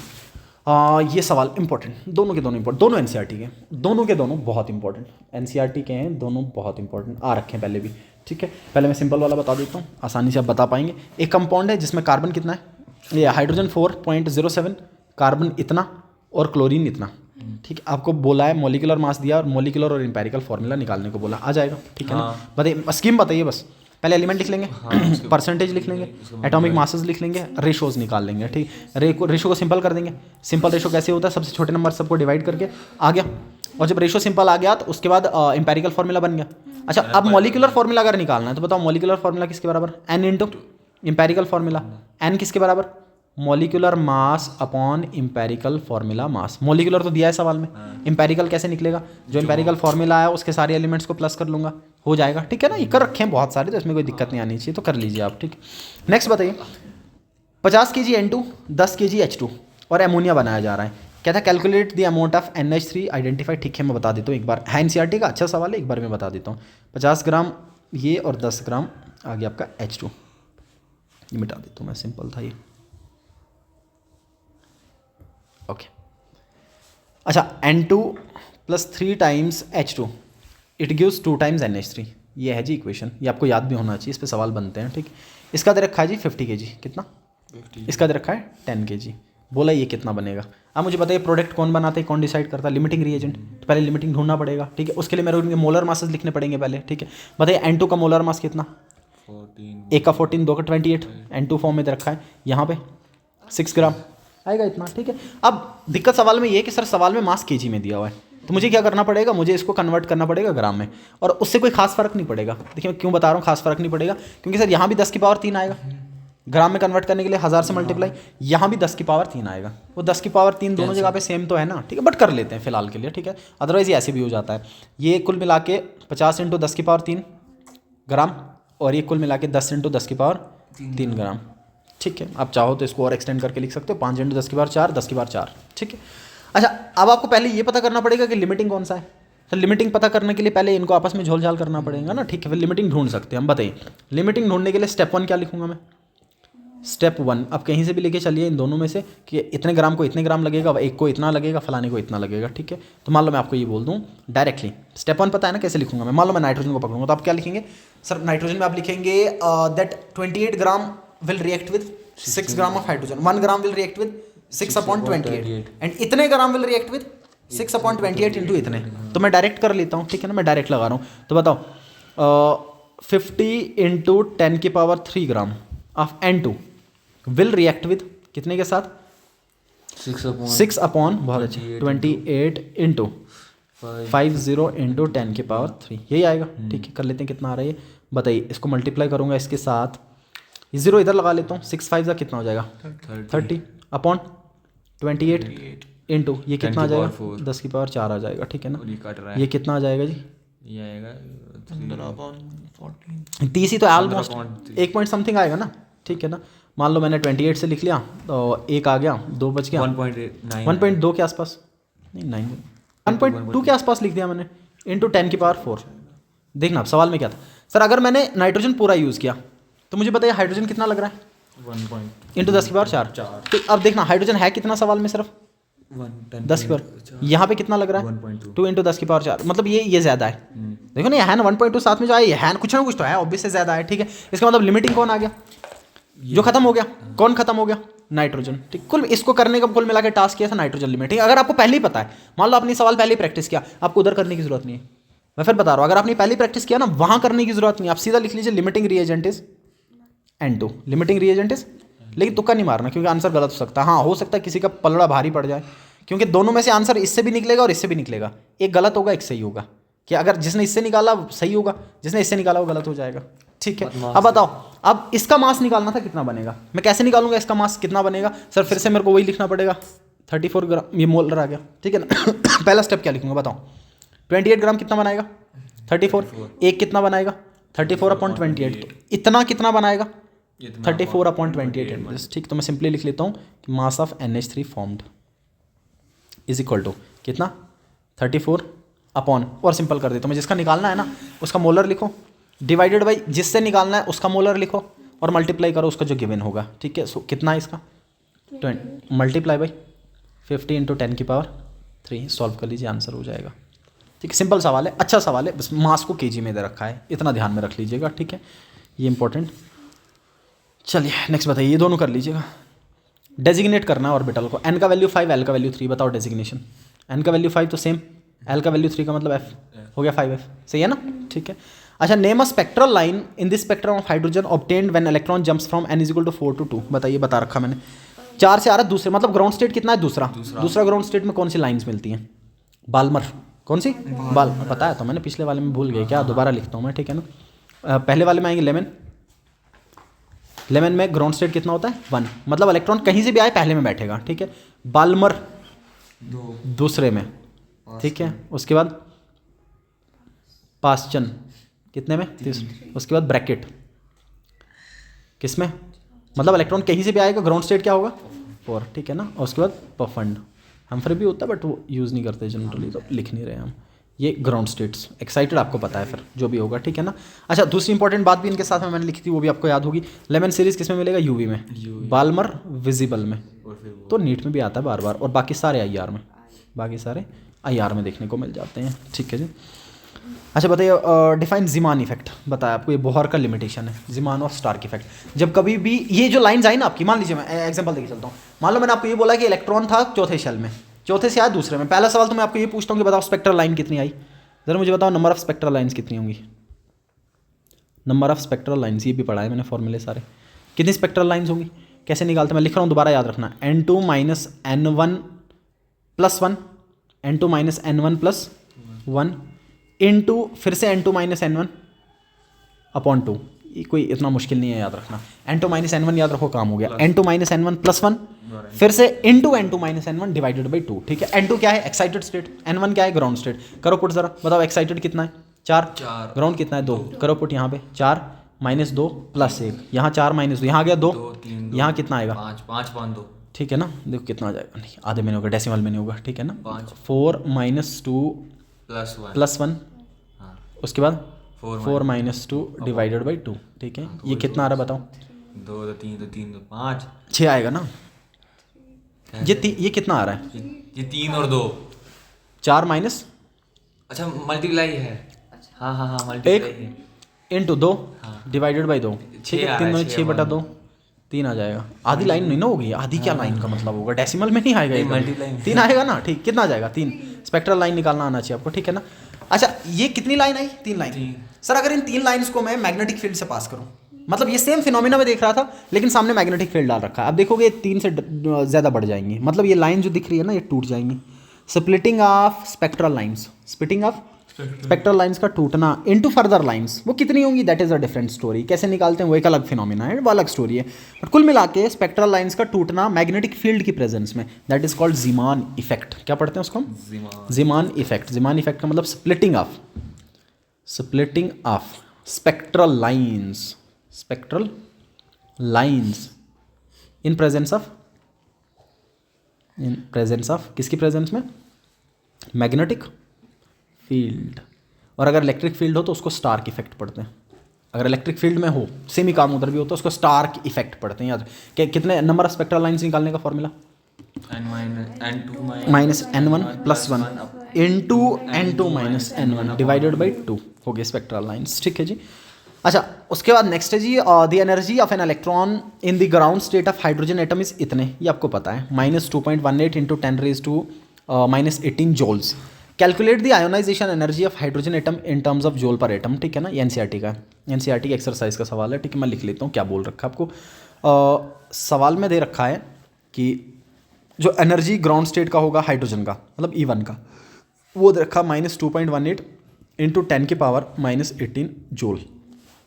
आपको पूछा आयोनाइजेशन एनर्जी, क्या पूछा है बताइए मुझे, what do you mean by ionization energy. Valence electron को किसी भी आइसोलेटेड गैसियस एटम में से हटाने में जितना एनर्जी लगता है, जितना एंथैल्पी चेंज होता है, उसको आयोनाइजेशन पढ़ते हैं कुल मिला के। और अब मैं थोड़ी बोहर की लैंग्वेज में बात कर लूँ, इलेक्ट्रॉन को हाइड्रोजन के केस में, सिर्फ हाइड्रोजन की बात कर रहा हूँ मैं, इलेक्ट्रॉन को पहले शेल से हटाओ, किससे, पहले से, क्यों, क्योंकि होता ही पहले में इलेक्ट्रॉन हाइड्रोजन के केस में, यही तो वैलेंस है इसका, इससे ऊपर तो होता ही नहीं है। पहले शेल से हटाओ और इन्फिनिटी पे लेके जाओ, कहाँ लेके जाओ, हटा दिया ना, उसी का हटाना मतलब है इन्फिनिटी पे लेके जाना, जब एनर्जी जीरो हो जाए, ठीक। सर आयोनाइजेशन एनर्जी का मतलब कि इलेक्ट्रॉन को पहले शेल से हटाना है और कहाँ लेके जाना है, इन्फिनिटी पे लेके जाना है, ठीक है। सो आयोनाइजेशन कितना एनर्जी लगेगा इसमें, फिर बताओ एनर्जी कितना लग रहा है, एनर्जी कितना इन्फिनिटी पे था, माइनस कितना फर्स्ट में था, माइनस कर दूंगा, ये जो गैप होगा दैट इज आयोनाइजेशन एनर्जी। ये गैप जो होगा ना, इलेक्ट्रॉन को यहाँ से उठा के डालना है यहाँ पे, हटा दिया मैंने शेल से, तो ये जो गैप था that is ionization energy. So this is nothing but E infinity minus E1, E infinity minus infinity और पहले शेल के बीच का जो गैप होगा दैट इज आयोनाइजेशन एनर्जी। अच्छा इन्फिनिटी पे कितना होता है, मैंने अभी बताया था 0, इन्फिनिटी पे कितना, माइनस ऐसे रखता हूँ मैं, ठीक है ना। E1 पे कितना है, -2.18 इंटू 10⁻⁻18, ठीक है। अच्छा आगे यूनिट्स में अगर चेंज आया तो देख लेंगे। आप जूल पर मोल कितने में बोला है, एक का नहीं पूछा है, मोल का मतलब ये कितने से मल्टीप्लाई लगेगा इसको, एवोगैड्रो नंबर से, बात समझ में आ रही है आपको, एवोगैड्रो से, ठीक है। तो बताओ कितना, इतना ही एनर्जी लगेगा, माइनस माइनस प्लस कर दूंगा, 2.18 इंटू 10⁻⁻18 मल्टीप्लाई बाई Na, आप वैल्यू पुट कर देना 6.022 इंटू 10⁻23 लिख के मल्टीप्लाई कर दीजिए, आंसर मिल जाएगा आपको, ठीक है। याद रखना आयोनाइजेशन एनर्जी का मतलब कितना एनर्जी लगेगा हाइड्रोजन के केस में, पहले शेल से इलेक्ट्रॉन को हटा के कहाँ लेके जाना, इन्फिनिटी में, तो इन्फिनिटी से लेके पहले शेल के बीच का जो गैप होगा that is what ionization energy, उतना ही तो लग रहा है गैप क्रॉस करने में आपको, इस तरीके से आप इसको निकाल सकते हैं, ठीक है। Argue the general electronic configuration of transition element, बहुत बार बता रखा मैंने, हर एक एलिमेंट हर एक ग्रुप का पढ़ा रखा है। एस ब्लॉक का NS1 to 2, NS1 to 2, P का NS2 NP1 to 6, NS2 NP1 to, लिख लेता हूँ मैं फिर से एक बार, ठीक है। देखिए एस ब्लॉक का outer most configuration NS1 to 2, ठीक है। पी ब्लॉक का याद होना चाहिए आपको पीरियोडिसिटी में, ठीक है। NS2NP1 to 6, ठीक है ना। अच्छा डी ब्लॉक का N-1 D1 to 10 and NS0 to 2, ठीक है ना। याद रखिएगा 0 to 2, ये पुरानी किताबों में आपको 1 to 2 मिलेगा, लेकिन ये अपडेटेड है 0 to 2 है ये। 0 to 2 डी में तो आएगा ना 10, 0 में तो डी में तो आया ना N-1 D1 to 10, NS0 to 2 मिलेगा। ये PD को देख के लिखा जाता है, अदरवाइज ये 1 to 2 ही है। मतलब अब कोई बच्चा पुरानी वीडियोस देखेगा ना उस पर 1 to 2 मिलता है ये, ठीक है। अदरवाइज 0 to 2 होता है। अच्छा उसके बाद एफ ब्लॉक, कौन सा एफ ब्लॉक? एफ ब्लॉक हो गया N-2 F1 to 14 N-1 D0 to 1 and NS2। ये एफ का आउटर मोस्ट कन्फ्यूज, ये याद होना चाहिए, तुम लोगों को याद करना है, मैं कुछ नहीं कर सकता, मैं 5 बार पढ़ा के भी कुछ नहीं कर पाऊंगा। डी का पूछा था, बताओ कितना आएगा? N-1 D1 to 10 NS0 to 2, हाँ बट 1 to 2 भी लिखो तो गलत नहीं है, कोई दिक्कत नहीं है उसमें भी, ठीक है ना, लिखो तो कोई गलत नहीं है, सही है। ये बस PD को लिख के देखा जाता है, PD में एक्चुअली में 0 होते हैं तभी, अदरवाइज वो PD पे फिट नहीं बैठती कहानी। तो ये कॉन्फ़िगरेशन हो जाएगा इसका आउटर मोस्ट। ओके बताइएगा नेक्स्ट, ये आ गया आपका, नेक्स्ट आ गया आपका केमिकल बॉन्डिंग्स। अच्छा सवाल है, अच्छा सवाल है, बहुत अच्छा सवाल है, याद रखिए। कहता है geometries of NH3 and H2O molecule are distorted tetrahedral, मतलब दोनों का सेम है, but bond angle in water is less than ammonia, why? अब मैं तीनों को एक बार फिर से कंपेयर करके बताता हूँ, ये तीनों आपको समझने एक साथ, ठीक है। क्यों डाइपोल मोमेंट में ऐसा चेंज आपको देखने को मिल रहा है, इसको एक बार समझिएगा। यहाँ पे कर लेता हूँ, देखो 3 मॉलिक्यूल एक साथ लिख रहा हूँ मैं, ये बढ़िया है, ये पूछता भी है। एक मैंने लिख लिया CH4, दूसरा मैंने लिख दिया NH3 और तीसरा मैंने लिख दिया H2O, ठीक है। तीनों का ज्योमेट्री टेट्राहेड्रल, तीनों का ज्योमेट्री टेट्राहेड्रल, तीनों का हाइब्रिडाइजेशन भी sp3, तीनों का हाइब्रिडाइजेशन कैसा? लेकिन तीनों में बॉन्ड एंगल सेम नहीं होता है, ये बॉन्ड एंगल का ऑर्डर आएगा। अगर मैं इनके बॉन्ड एंगल लिख लूँ ना, बॉन्ड एंगल्स लिख लूँ, आप देखोगे CH4 का ज़्यादा, फिर NH3 का कम, फिर वाटर का कम हो जाएगा, ठीक है। यहाँ 107 डिग्री के आसपास, यहाँ ये सॉरी 109.5, 107 अमोनिया वाला है, ठीक है। This is ideal tetrahedral, 109.5 degree, यहाँ 107 के आसपास और यहाँ 104.5। कहता है एंगल में चेंज क्यों? अगर हाइब्रिडाइजेशन भी सेम है, ज्योमेट्री भी सेम है, तो एंगल में चेंज क्यों? ठीक है, एंगल में चेंज कौन बताता है? VSEPR theory. और वेस्पर के अकॉर्डिंग चेंज इसलिए आता है क्योंकि लॉन पेयर होते हैं इन पे, ठीक है। बताइए CH4 का ज्योमेट्री था ऐसा, कोई लॉन पेयर था? नहीं, नहीं ना था, तो कौन से रिपल्शन है? सिर्फ बॉन्ड पेयर रिपल्शन। यहाँ बताओ NH3, ये 3 हाइड्रोजन और इसके ऊपर एक क्या प्रेजेंट होगा? आ गया लॉन पेयर। इसका मतलब यहाँ पे क्या है? Lone pair bond pair repulsion आ गए। और जैसे lone pair bond pair repulsion आए, ये भारी होते हैं। आपको पता है सबसे ज़्यादा रिपल्शन कौन से? लॉन पेयर, उससे कम लॉन पेयर बॉन्ड पेयर, सबसे कम बॉन्ड पेयर। तो इसको रेपेल करेगा, जैसे रेपेल करेगा बॉन्ड क्या कर जाएगा? घट जाएगा, इनके बीच का एंगल घटेगा, आगे 107 पे, ठीक है। अच्छा H2O में आप देखोगे ये वाटर बैंड शेप और कितने लॉन पेयर? 2। या रिपल्शन और बढ़ गए, एक नया एडिशन हो गया, वो कौन सा है? Lone pair repulsion. एक और रिपल्शन बढ़ गया तो इनके बीच का एंगल, या रेपेल करेगा बॉन्ड्स को और इनके बीच का एंगल घटेगा, ठीक है। तो क्यों एंगल घट रहा है यहाँ से यहाँ? Due to increase in number of lone pairs, due to increase in number of repulsions, due to increase in number as well as strength of repulsion. Number भी और स्ट्रेंथ भी बढ़ रहा है, क्योंकि लोन पेयर आ गया तो रिपल्शन का मैग्नीट्यूड बढ़ गया, तो रिपल्शन का मैग्नीट्यूड इसमें सबसे ज़्यादा होगा, इसलिए बॉन्ड एंगल सबसे कम इसमें देखने को मिलेगा। बहुत जेन्युइन सा सवाल है, ये बहुत इंपॉर्टेंट है, इसको ध्यान में रखिएगा, ठीक है। ये बताइए रेजोनेटिंग स्ट्रक्चर ऑफ CO3-2, तो आसान है। CO3-2 का रेजोनेटिंग स्ट्रक्चर बनाने आपको, ठीक है। बताइए, यहाँ पे बना देता हूँ मैं। कार्बन कितने ऑक्सीजन है? 3। देखो बनाया मैंने 3। अच्छा कितना नेगेटिव है? -2, मतलब एक इस पे लगा दिया, एक इस पे, जिस पे नहीं लगा उस पे डबल बॉन्ड। सही अंडरस्टूड है ना ये, ठीक है। कार्बन के पास कितने इलेक्ट्रॉन थे? 4। देखो 1 2 3 4, इसके साथ एक शेयर किया है क्योंकि इसके पास 7 ऑलरेडी है, इसके साथ भी एक शेयर किया, 7 ऑलरेडी है नेगेटिव, इसके बाद 6 ही थे इसलिए 2 शेयर कर लिए। अब मुझे बताओ जरूरी है नेगेटिव इधर हो? नहीं। या जरूरी है डबल बॉन्ड इधर बने? नहीं। बताओ दूसरा कैसा बनेगा? सेम बट डबल बॉन्ड इधर बना लूंगा। जब डबल इधर बनाया तो नेगेटिव इस पे और नेगेटिव, ठीक है। बताओ तीसरा भी बनेगा? बिल्कुल। अब डबल किधर आएगा? इस साइड, और इस पे क्या आएगा? नेगेटिव, और इस पे भी क्या आएगा? ये बन के इनके 3 रेजोनेटिंग स्ट्रक्चर्स। ये बहुत आसान है रेजोनेटिंग स्ट्रक्चर्स बनाना, तो ठीक है। अच्छा मान लो इसमें आपको पूछ लिया फॉर्मल चार्ज बताओ, मैंने पीछे भी बताया था। मैंने आपको ये कहा था कि फॉर्मल चार्ज सिर्फ तब आता है जब दोनों के बीच में डेटिव बॉन्ड बना हो। डेटिव बॉन्ड का मतलब एक ही साइड से शेयरिंग हुआ हो, ठीक है ना। ये भी बता देता हूँ मैं, देख लीजिए इसको, हर एक पॉइंट इंपॉर्टेंट है, आपका हर कॉन्सेप्ट क्लियर होना चाहिए। मान लो मैंने ऐसा लिखा, फॉर्मल चार्ज लिख लेता हूँ मैं, हाइपोथेटिकल चार्जेस होते हैं, ठीक है। 2 एग्जांपल देता हूँ मैं, एक लिख लेता हूँ मैं O3 और दूसरा मैं लिख लेता हूँ यही जो मैंने लिखा CO3-2, ठीक है। बताओ O3 का मतलब 3 ऑक्सीजन, लिखे मैंने 3, ध्यान से देखना कितने इलेक्ट्रॉन सबके पास वैलेंस में? 6, इधर भी 6, इधर भी 6 और इधर भी 6 सब चाहते हैं कि ऑक्टेट कंप्लीट हो जाए, ऐसा ही चाह रहे हैं सारे के सारे। बताओ ये इसके साथ 2 शेयर करेगा, इसके भी 8 हो गए और इसके भी 8 हो गए ना, दोनों का काम, दोनों के 8-8 हो गए, ठीक है। अच्छा मुझे बताओ अब ये ऑक्सीजन अगर इसके साथ 2 शेयर करता तो इसके पास तो 8 ऑलरेडी थे, 2 शेयर करने के बाद कितने हो जाएंगे 10, लेकिन 10 तो हो नहीं सकते, क्यों? क्योंकि इसके पास डी ऑर्बिटल है ही नहीं, ये 8 से ऊपर एकोमोडेट कर नहीं पाए। फिर क्या ऑप्शन बचता है? फिर ऑप्शन बचता है वन साइड से डोनेशन। कहता है एक काम कर ले, तो मेरे 2 इलेक्ट्रॉन रख ले, मेरे पास भी रहेंगे तेरे पास भी रहेंगे, लेकिन मैं तेरे से कुछ नहीं ले रहा हूँ। ये वापस शेयर नहीं कर रहा है इससे, बस एक ही तरफ से शेयरिंग हो रहा है। इसको पढ़ते हैं हम कौन सा bond? This is called dative bond और कोऑर्डिनेट बॉन्ड। डेटिव या कोऑर्डिनेट, ऐसी तरह का कोवलेंट बॉन्ड जिसमें कोऑर्डिनेट बॉन्ड जिसमें शेयर तो दोनों करें लेकिन डोनेट एक करें। और कोवलेंट से कैसे अलग होगा? कोवलेंट में दोनों शेयर करते हैं और दोनों म्यूचुअली शेयर करेंगे। यहाँ डोनेट एक कर रहा है, शेयर दोनों कर रहे हैं। डोनेट एक कर रहा है और शेयर वहाँ दोनों डोनेट करते हैं और दोनों शेयर भी करते हैं, ठीक है। और जब डेटिव बॉन्ड बनता है, जो डोनेट करता है उसकी तरफ टेल और जो एक्सेप्ट करता है उसकी तरफ हेड, ठीक है। और जो डोनेट करेगा उसके ऊपर पॉजिटिव फॉर्मल चार्ज और जो एक्सेप्ट करेगा उसके ऊपर नेगेटिव फॉर्मल चार्ज। तो अगर इन तीनों में फॉर्मल चार्ज पूछूं, इधर कोई भी डेटिव नहीं बना था, इधर 0, इधर डेटिव बना था, इसने डोनेट किया पॉजिटिव, इसने एक्सेप्ट किया नेगेटिव। अदरवाइज फॉर्मल चार्ज को निकालने का फॉर्मूला भी होता है, ठीक। Valence electron minus non bonding plus bonding by 2, ठीक। बट वो लगाना ऐसा मान लिया, अब लगा कोई फायदा नहीं उसको, फिर लंबा था। जब आपको स्ट्रक्चर वैसे ही बनाना तो फॉर्मूला लगा के क्या फायदा, ठीक है ना। Sorry this is minus also, फिर फॉर्मूला लगाने की जरूरत नहीं, इसी से हो जाएगा। जरा बताओ ये CO3-2 जो मैंने बनाया, ये कार्बन ऑक्सीजन कितने? 3, नेगेटिव 2 पे रख लेता हूँ मैं।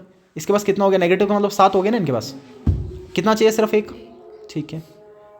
इधर भी 7 है तो कितना चाहिए? 1 करवा दिया, शेयर हो गया 8, इसके भी 8 हो गए। इसके सिर्फ कितने? 6।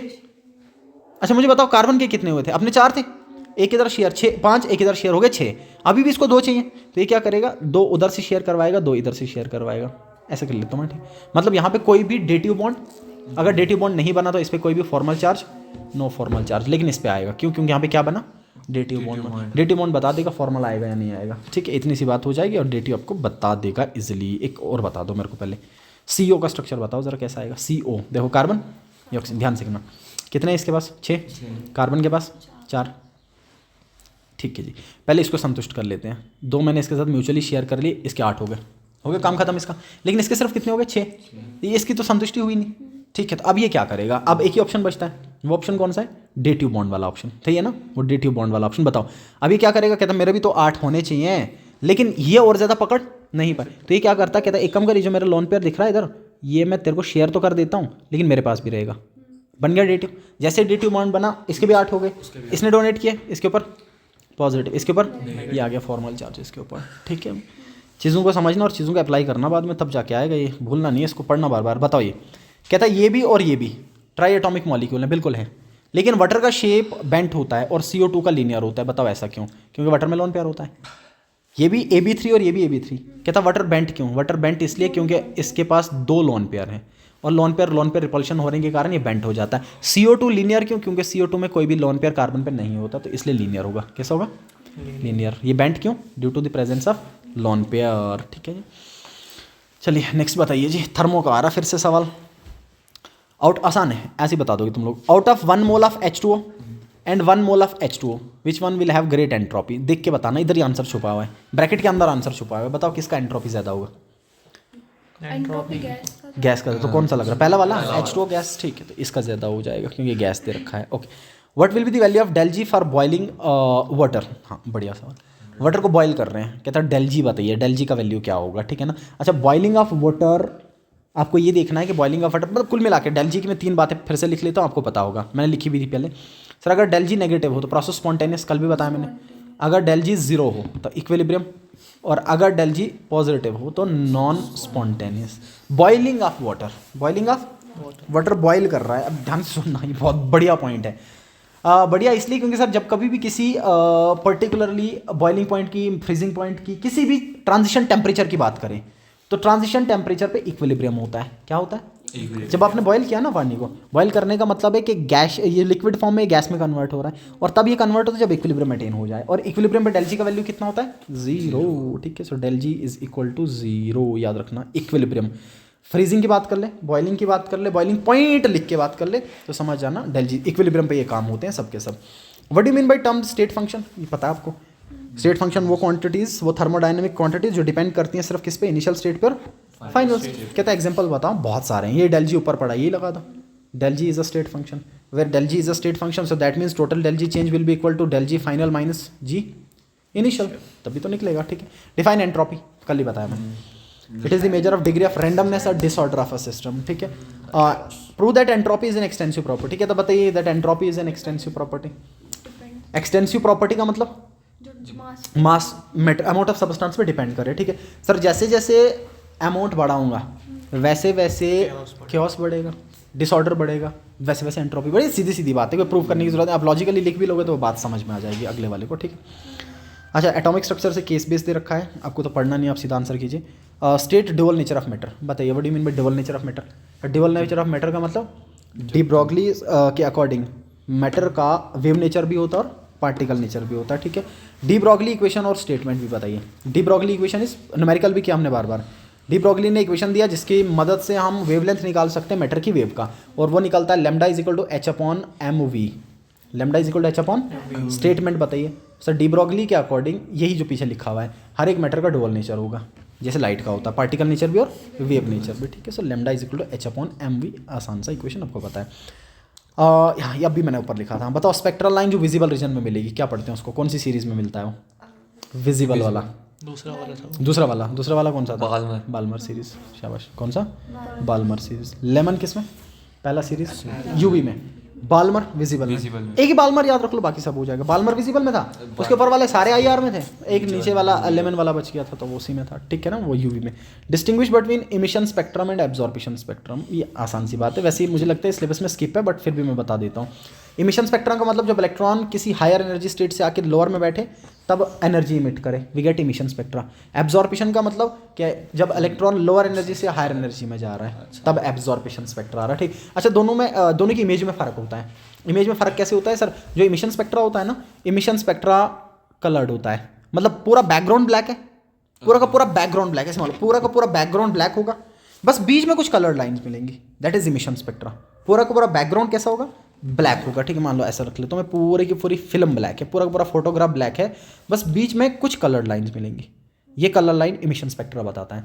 अच्छा एब्जॉर्प्शन में क्या होता है सर, एब्जॉर्प्शन में पूरा का पूरा स्पेक्ट्रम विजिबल, पूरा कलर्ड है, पूरा का पूरा कलर्ड है, बस बीच में ब्लैक लाइंस मिलती हैं।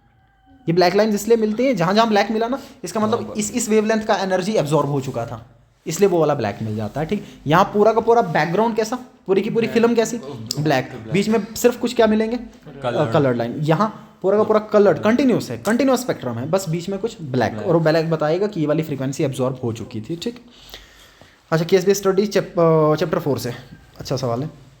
Y axial bonds are weaker than equatorial in PCl5, बहुत डिटेल में मैंने एक्सप्लेन किया, शॉर्ट में बता रहा हूँ मैं। PCl5 ऐसा, फास्फोरस पेंटाक्लोराइड। सर इसमें दो तरह के बॉन्ड्स होते हैं, एक्सियल बॉन्ड्स और इक्वेटोरियल बॉन्ड्स, पढ़ा है मैंने, आपको याद आ जाएंगे। ठीक है ना, ये जो ट्राइंगल वाले हैं ना 3, इनको पढ़ते हैं इक्वेटोरियल बॉन्ड्स। क्या पढ़ते हैं, और ये जो 2 हैं एक्सेस पे, इनको पढ़ेंगे एक्सियल बॉन्ड्स। ठीक है, अच्छा ये एक्सियल बॉन्ड्स थोड़े से इलॉन्गेटेड होते हैं, अभी इसने लिखा वीक ऑब्वियस से वही मतलब है इसका, वीक का मतलब होता है लॉन्ग, जो बॉन्ड जितना लंबा हो उतना वीक। ठीक है, अच्छा ये वीक होते हैं थोड़े, कैसे होंगे, वीक होते हैं, और ये वाले स्ट्रॉन्ग। इसीलिए जब मैंने कल इक्विलिब्रियम पे सवाल करवाया था, मान लो मैंने PCl5 को तोड़ा था, याद है, PCl5 को तोड़ के क्या बना था, PCl3 + Cl2। क्यों बना था, क्योंकि ये वाले 3 Cl वैसे ही रहे थे, ये वाले 2 टूट गए थे, क्योंकि इनका बॉन्ड वीक था। ठीक है ना, अच्छा इनका बॉन्ड वीक इसलिए होता है, इसका NCERT अलग रीज़न लिखता है, लेकिन इसका जो मोटा कारण है मैं वो लिख रहा हूँ। ठीक है ना, और एग्जाम में लिखोगे पता नहीं, अब आपके सर को समझ में आएगा नहीं आएगा, लेकिन मोटा रीज़न यही है। ठीक है ना, मान लो कि ये सबसे एक्यूरेट रीज़न है इसका। सर ये वाले वीक इसलिए होते हैं क्योंकि इनमें %s कैरेक्टर लेस होता है, %s कैरेक्टर लेस होता है। कैसा होता है, हाँ NCERT की लैंग्वेज के हिसाब से, जब NCERT पर अगर बच्चा % के हिसाब से नहीं चल रहा है ना, फिर जितना % कैरेक्टर ज़्यादा उतना स्ट्रॉन्ग बॉन्ड। देखो मैं एग्जांपल देके चलता हूँ, जरा बताओ, कार्बन ट्रिपल बॉन्ड है, % कितना, 50%, carbon double bond carbon 33%, carbon single bond carbon % कितना आ जाता है वहाँ पे, % आ जाएगा आपका 25%। पर ट्रिपल बॉन्ड ज़्यादा स्ट्रॉन्ग है या सिंगल बॉन्ड, ट्रिपल बॉन्ड क्योंकि % ज़्यादा होता है। ठीक है, यहाँ पे % ज़्यादा इसलिए स्ट्रॉन्ग है और ये वीक है। या इन अदर टर्म NCERT के हिसाब से सर इनके बीच में रिपल्शंस बहुत ज़्यादा हैं, और इन रिपल्शंस की वजह से ये वाला बॉन्ड थोड़ा इलोंगेट हो जाता है, रिपल्शन कम करने के लिए। ये इक्वेटोरियल वाले से 90 डिग्री पे होता है, और ये क्या अगर ऐसे हो ना तो रिपल्शन ज़्यादा होंगी, तो ये क्या कर लेता है थोड़ा इलॉन्गेट हो जाता है, ठीक है। लेकिन ऑब्वियस सी बात है खुद ब खुद थोड़ी ना होगा, इसके पास कोई अकल थोड़ी ना है, इसके पास दिमाग तो नहीं है कि मेरे को रिपल्शन हो रही मैं लंबा हो जाऊँ, है इंसान की तरह तो है नहीं ना, ठीक है। तो इसका मोटा आंसर ये है कि इसमें परसेंटेज कैरेक्टर कम होगा, इसलिए वीक बॉन्ड है। कैसा बॉन्ड है? वीक बॉन्ड है, ठीक है। अदरवाइज ये कोई सेंस थोड़ी ना कर रहा है कि इसमें कोई सेंसरी ऑर्गन तो नहीं लगा हुआ मेरे को उधर से रिपल्शन हो रही मैं लंबा हो जाऊँ, ठीक है। What is the shape of compound undergoing sp3d hybridization? Same ही है ये ऊपर, ठीक है। बताओ sp3d हाइब्रिडाइजेशन है, शेप बताना है, दोबारा बताना मेरे साथ। sp का लीनियर, बहुत बार पढ़ा दिया मैंने, ठीक है। sp2 का trigonal planner, trigonal, okay. sp3 tetrahedral, ठीक है। sp3d trigonal by pyramidal, sp3d2 octahedral, सब बताया मैंने, ठीक है, लिखा भी आपने कॉपी पे। कहता what is the shape of a compound with hybridization sp3d? बताओ क्या आएगा? ट्राइगोनल बाई पायरामिडल, यही तो है वो, देखो ट्राइंगल दो pyramidal, trigonal by pyramidal, trigonal by pyramidal, so trigonal by pyramidal, trigonal by pyramidal, okay, याद रखिएगा। अच्छा सर मैं एंगल पूछूं इसमें कितने तरह के एंगल से बताओ जरा। सर ट्राइंगल में 120 वाले, ऊपर वाले के साथ 90 वाले, और ऊपर वाला एक्सियल वाले दो आपस में 180 वाले, ठीक है ना। 3 तरह के एंगल और सबसे ज़्यादा इसी में देखने को मिल रहे हैं आपको 3 डिफरेंट टाइप्स के एंगल। और what are the conditions for hybridization? कोई सी 2 कंडीशन बताइए हाइब्रिडाइजेशन के लिए। मैंने कल भी कहा था स्टेटमेंट में आपको, hybridization is the intermixing of atomic orbitals of nearly equal energies. पहली कंडीशन एनर्जी कंडीशन, मैं ऐसा लिख लेता हूँ मोटी बात। पहली कंडीशन कैसी? एनर्जी कंडीशन का मतलब कि जो भी आपस में जुड़ रहे हैं उनका एनर्जी ऑलमोस्ट सेम होना चाहिए, ऐसा नहीं कि बराबर हो, लेकिन हाँ अगल बगल वाले आसपास वाले होने चाहिए, ठीक। तो एनर्जी कैसा होना चाहिए? सेम, ऑलमोस्ट सेम, ठीक है। दूसरा कि इन वालों में एनर्जी के बाद ओवरलैप कंडीशन बहुत इंपॉर्टेंट है। ओवरलैप कंडीशन, ओवरलैप का मतलब कि ऑर्बिटल में मैक्सिमम ओवरलैप होना चाहिए। कैसा ओवरलैप?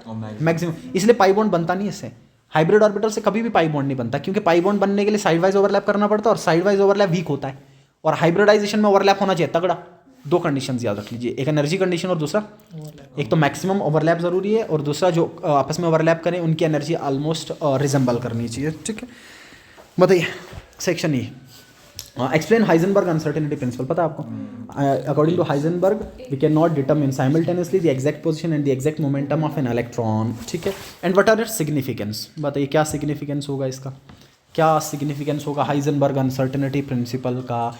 सर सिग्निफिकेंस ये है कि इट रूल आउट, ये पहले भी आया एक बार MCQ के फॉर्म में, इसने बोहर एटॉमिक मॉडल के कॉन्सेप्ट को ख़त्म कर दिया, जिसने ये कहा था कि इलेक्ट्रॉन एक पर्टिकुलर ऑर्बिट में घूमता है। इसने कहा ऐसा नहीं होता है। इसकी सिग्निफिकेंस ये है कि प्रोबेबिलिटी की बात करता है। किसकी? प्रोबेबिलिटी की बात। इलेक्ट्रॉन प्रोबेबिलिटी की बात करता है, जिसको आप साई स्क्वायर से लिखते हो, साई स्क्वायर से, ठीक है। और इस साई स्क्वायर का वैल्यू कहीं 0 हो जाए तो उसको नोड पढ़ते हैं, और नोड्स को निकालने का फॉर्मूला मैंने आपको सिखाया, रेडियल का n-l-1 और एंगुलर का l के बराबर सिखाया था, ठीक है ना। ये ध्यान में रखिएगा, this is important. What is the maximum number of emission lines? हाँ ये अभी सिखाया मैंने ऊपर, बताओ। n = 2 से ग्राउंड स्टेट, अब ग्राउंड दिया नहीं ना है, और कोई और भी मेंशन नहीं कर रखा है, सीरीज भी मेंशन नहीं कर रखी, तो मतलब 1 होगा।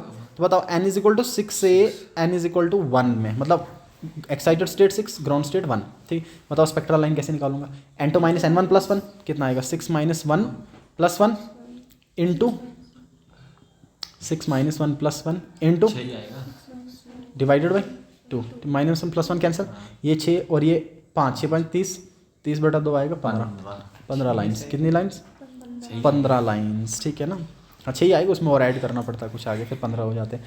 What are degenerate orbitals? ये भी आपने पढ़ा है, बताइए। P के 3 ऑर्बिटल, D के 5 ऑर्बिटल, इनको डिजेनरेट पढ़ते हैं। What do you mean by degenerate orbital? शाबाश।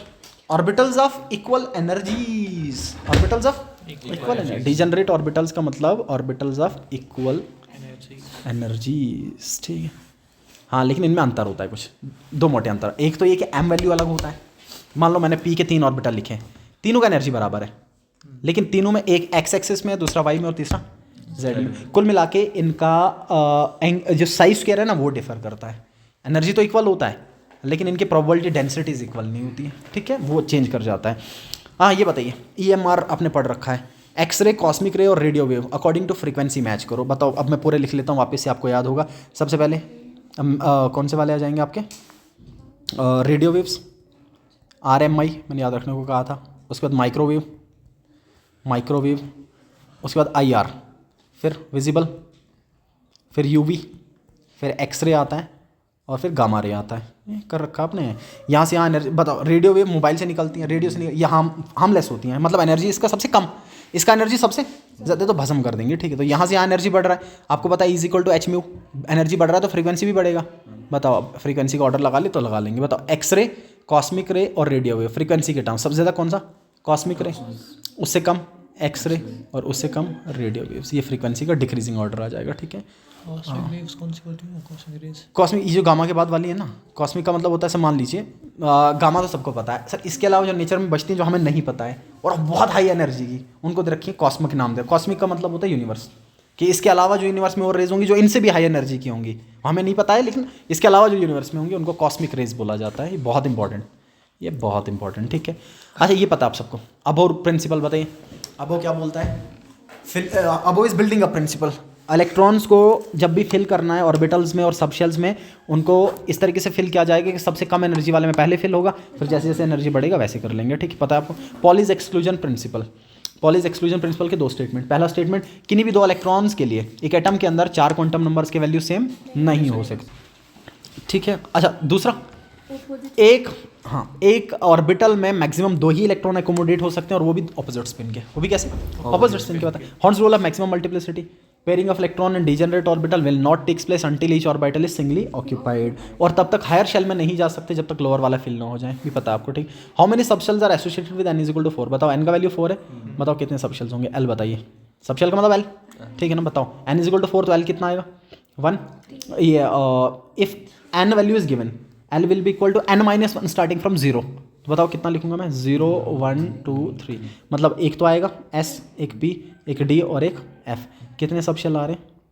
4 आ रहे हैं। कितने आ रहे हैं? मतलब कुल मिला के 4s 4p 4d 4f, ठीक है ना। 4s 4p 4d और 4f आ जाएंगे, 4 subshell. How many electrons will be present in a subshell with ms value and n value? n कितना दिया है? 4, और साथ में सिर्फ स्पिन का वैल्यू दिया है। सर बताओ, n का वैल्यू दे रखा है तो नंबर ऑफ इलेक्ट्रॉन्स, ठीक। नंबर ऑफ इलेक्ट्रॉन्स किसके बराबर? Number of electrons in any shell will be equal to 2n square. Simple सा फॉर्मूला है तो, ठीक है ना। बताओ, 2 इंटू 4 का स्क्वायर, 4 स्क्वायर 16, 16 इंटू 2 32 किया है पहले भी, ठीक। लेकिन आगे पूछता कहता सिर्फ जिनका स्पिन सिर्फ माइनस हाफ है, 32 में तो ऑब्वियस आधे वाले होंगे ना, ठीक है। सो सिर्फ 16 इलेक्ट्रॉन्स होंगे जिनका एस कितना होगा? Minus half. तो आंसर कितना आएगा? 16। ये किया है, एनसीईआरटी का है ये, ठीक है। चैप्टर 4 से सवाल है, अच्छा सवाल है। मॉलिक्यूलर ऑर्बिटल थ्योरी परसों समझाया मैंने कैसे निकालना है, ठीक है। एक तो बॉन्ड ऑर्डर निकालो कहता है, और फिर स्टेबिलिटी भी कंपेयर करो, और मैग्नेटिक बिहेवियर भी बताओ। बताया था ना मैंने परसों, ठीक है। बताओ, सबसे ज़्यादा किसका, किस वाले इलेक्ट्रॉन्स का? Total electron 14, 3। उससे ऊपर चलो तो 0.5 से घटा दो, उससे नीचे आओ तब भी 0.5 से घटा दो, ठीक है। पहले इलेक्ट्रॉन निकाल लेता हूँ मैं सबका। बताओ, O2 में कितना? 16 टोटल। पॉजिटिव तो 15, एक नेगेटिव तो 17, ठीक है। 2 नेगेटिव तो 18 हो गए, ठीक है ना। अच्छा बताइए, वापस से मोटी मोटी चीज़ें फिर से बता देता हूँ मैं। टोटल इलेक्ट्रॉन निकाल लो सर। अगर टोटल इलेक्ट्रॉन आ रहे हैं 14, कितने आ रहे हैं? फिर बॉन्ड ऑर्डर होता है 3, सीधा 3। इससे ऊपर चलो या इससे नीचे चलो, 0.5 से कम कर दो। मतलब अगर मेरे पास 15 इलेक्ट्रॉन आए तो मैं कितना लिख दूंगा? 2.5। 16 आए तो 2। अच्छा, अगर इससे कम आए, 13 आए तो फिर से 2.5 कम आए तो। अच्छा, अगर किसी में मान लीजिए बॉन्ड ऑर्डर 0 आ जाए तो डज नॉट एग्जिस्ट, वो एग्जिस्ट नहीं करेगा, ठीक है। कर लो कंपेयर। अब देखो, सबसे ज़्यादा किसका आएगा यहाँ बता दो? 15 ऑब्वियस से सबसे ज़्यादा आएगा ना, ठीक है। सबसे ज़्यादा कौन आ जाएगा स्टेबिलिटी में या bond order? O2 positive, okay. अच्छा, उसके बाद 16, फिर 17, फिर 18, ये तो कंटिन्यूटी में है, सीधे चल रहा है ना, ठीक है। उसके बाद O2 आ जाएगा, उसके बाद O2 नेगेटिव आ जाएगा, और उसके बाद O2 -2। ये बॉन्ड ऑर्डर आएगा इनका, ठीक है। और स्टेबिलिटी का ऑर्डर भी यही होगा, because bond order is directly proportional to stability. जिसमें जितना बॉन्ड स्ट्रेंथ उसका उतना स्टेबिलिटी ज़्यादा। अच्छा, मैग्नेटिक प्रॉपर्टीज़ भी मैंने बताई थी आपको। मैंने 2 चीज़ें बताई थी। मैंने कहा था सारे के सारे ऑड इलेक्ट्रॉन वाले, टोटल इलेक्ट्रॉन अगर ऑड होंगे तो सब पैरा होंगे, पैरामैग्नेटिक। कैसे होंगे? पैरामैग्नेटिक का मतलब होता है एक्सटर्नल मैग्नेटिक फील्ड से अट्रैक्ट होने वाले, ठीक है। और सारे के सारे इवन 2 को छोड़ के, 16 और 10 को, बहुत अच्छे, 10 को छोड़ के और 16 वाले को छोड़ के, सब के सब डायामैग्नेटिक होंगे। कैसे होंगे? डायमैग्नेटिक का मतलब जैसे ही मैग्नेटिक फील्ड में डालोगे, मैग्नेटिक फील्ड धक्का मारेगा, बाहर आ जाएंगे, रिपेल करता है इनको मैग्नेटिक फील्ड। बताइए जी, कितने वाले हैं? 16 वाला कैसा आएगा? इवन वाले सारे डाई मैग्नेटिक, 10 और 16 को छोड़ के। इसका मतलब ये कैसा आएगा? पैरा, ये पैरा मैग्नेटिक, ठीक है। बाकी सारे नंबर कैसे हैं? ये ऑड, ये भी ऑड, ऑड वाले पैरा, ऑड वाले सारे पैरा, ठीक है। 18 इवन वाला कैसा? डाई, इवन सारे डाई 2 को छोड़ के 10 और 16, तो मैंने लिख दिया एकदम से, ठीक है। कोई लंबी कहानी लगाने के बगैर मैंने आपको आंसर बता दिया, ठीक है ना। मैंने समझा रखा है डिटेल में आपको पहले भी। What is the total number of sigma and pi bond in following molecules? आसान, C2H2 बताओ। C एक H इस पे, C एक H इस पे, C2H2। अब बैलेंसी तो पूरी करनी है, मतलब बीच में 3 बॉन्ड लगाने पड़ेंगे। दिस इज एसिटाइलिन, दिख रहा है आपको, ठीक। बताओ कितने टोटल सिग्मा कितने और पाई कितने? सर सिग्मा आगे 3, पाई आगे 2, 3 सिग्मा और 2 पाई, सही है, ठीक है। C2H4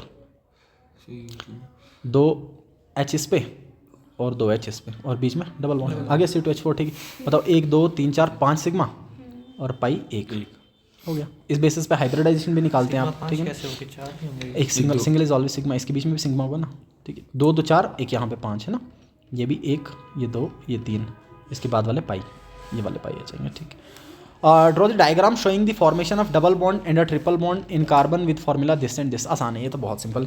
आपको क्या करना है, सिंपली आपको पाई बॉन्ड को रिप्रेजेंट करना है, और आपको पता है पाई बॉन्ड कैसे बनता है, साइड वाइज ओवरलैप से, ठीक है। एक मैं दिखा देता हूँ, मतलब C2H2 ये कार्बन, ये हाइड्रोजन, ये हाइड्रोजन, ये तो बन गया सिग्मा बॉन्ड, ठीक है। अब मुझे बताइए पाई कैसे बना होगा, साइड वाइज ओवरलैप से, ठीक है ना। मैं C2H4 वाला दिखा देता हूँ, ये ऐसा। अब सर इसके ऊपर जो p ऑर्बिटल होगा और इसके बाद जो p ऑर्बिटल रहा होगा, उनने साइड वाइज ओवरलैप किया होगा, ये कर दिया, बन गया पाई बॉन्ड। अब चाहो तो और डायग्राम को आगे बढ़ा के ऐसा लिख सकते हो, CH2 सिंगल बॉन्ड CH2, फिर इसका पाई डेंसिटी अबोव द प्लेन भी होगा और बिलो दी, बस ये रिप्रेजेंट करना है, आसान है। ट्रिपल बॉन्ड में क्या करेंगे, 2 ये बनाए ना, 2 और बनाएंगे, ठीक है। तो डेंसिटी अबोव भी, बिलो भी, फ्रंट पे भी और बैक पे भी, सिलेंड्रिकल सिमेट्रिकल चारों तरफ से होगा। अच्छा, is it possible for a non polar molecule to have polar bond? बिल्कुल, अभी पढ़ा, yes this is possible. So give one example, अब भी मैंने ऊपर एग्जांपल बताया था, CCl4 दिया था मैंने, BH2 पूछा था मैंने, CCl4 लिखा था। इसमें पोलर बॉन्ड तो है, लेकिन मॉलिक्यूल कैसा है, नॉन पोलर है। क्यों ऐसे? Because the overall dipole moment is 0 but individual bond moment is there. And why overall dipole moment is 0? Due to symmetrical geometry, molecule का ज्योमेट्री सिमेट्रिकल होगा। Using molecular orbital theory explain why BE2 does not exist. बताइए, अभी बताया मैंने ऊपर, why BE2 does not exist, because the bond order will be equal to 0। Molecular orbital theory लिखा है और आगे पूछा क्यों एग्जिस्ट नहीं कर रहा, सीधा आंसर है because bond order is equal to 0। Bond order is equal to, इसमें 8 इलेक्ट्रॉन आएंगे, और 8 इलेक्ट्रॉन में आप देखोगे बॉन्डिंग में भी 4 होते हैं, एंटी बॉन्डिंग में भी 4 होते हैं, टोटल आ गया 0, ठीक है ना। बॉन्डिंग माइनस एंटी बॉन्डिंग करोगे 0 हो जाएगा। स्ट्रक्चर एंड हाइब्रिडाइजेशन अभी पढ़ा ऊपर, PCl5 का TBP बनाया था, और हाइब्रिडाइजेशन कैसा आया था, sp3d 5 ना, sp3d आ जाएगा, ठीक है। ये कल ही पढ़ा है मैंने, पता, ये कल पढ़ाया था मैंने, ठीक है। इतनी बार देख लिया, अब तो करना है आपको ये, ठीक है। हाँ, the least reactive element, least reactive element, वही नोबल गैस, ये 48 वाला V, ओके।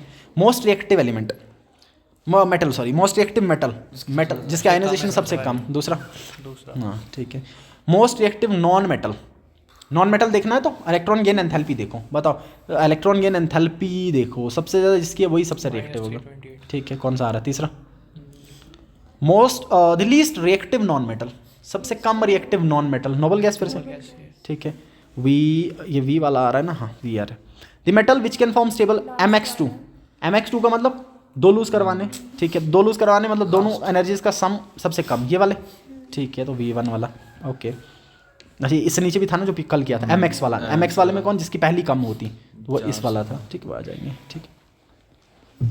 अच्छा जी, और क्या बात, नीचे आंसर भी दे रखे हैं, लेकिन आपने सॉल्व भी कर लिया, ठीक है। जहाँ डाउट लगे आप देख सकते हैं इसको, फिर उसी हिसाब से। ये देखिए वो जो मैं बता रहा था आपको, समझ रहे आपको, ये पाई बॉन्ड का आपको ये दिखाना था, फिर अबो दी प्लेन और बिलो दी प्लेन दिखाना था आपको, ठीक। ये देखिए सिलेंड्रिकल सिमेट्रिकल दिखा रखा है, अबो भी, बिलो भी है, फ्रंट पे बैक पे भी दिखा रखा है, ठीक। ये PCl5 बना है, सारी कहानी दे रखी है। ये बात समझ में आ गई।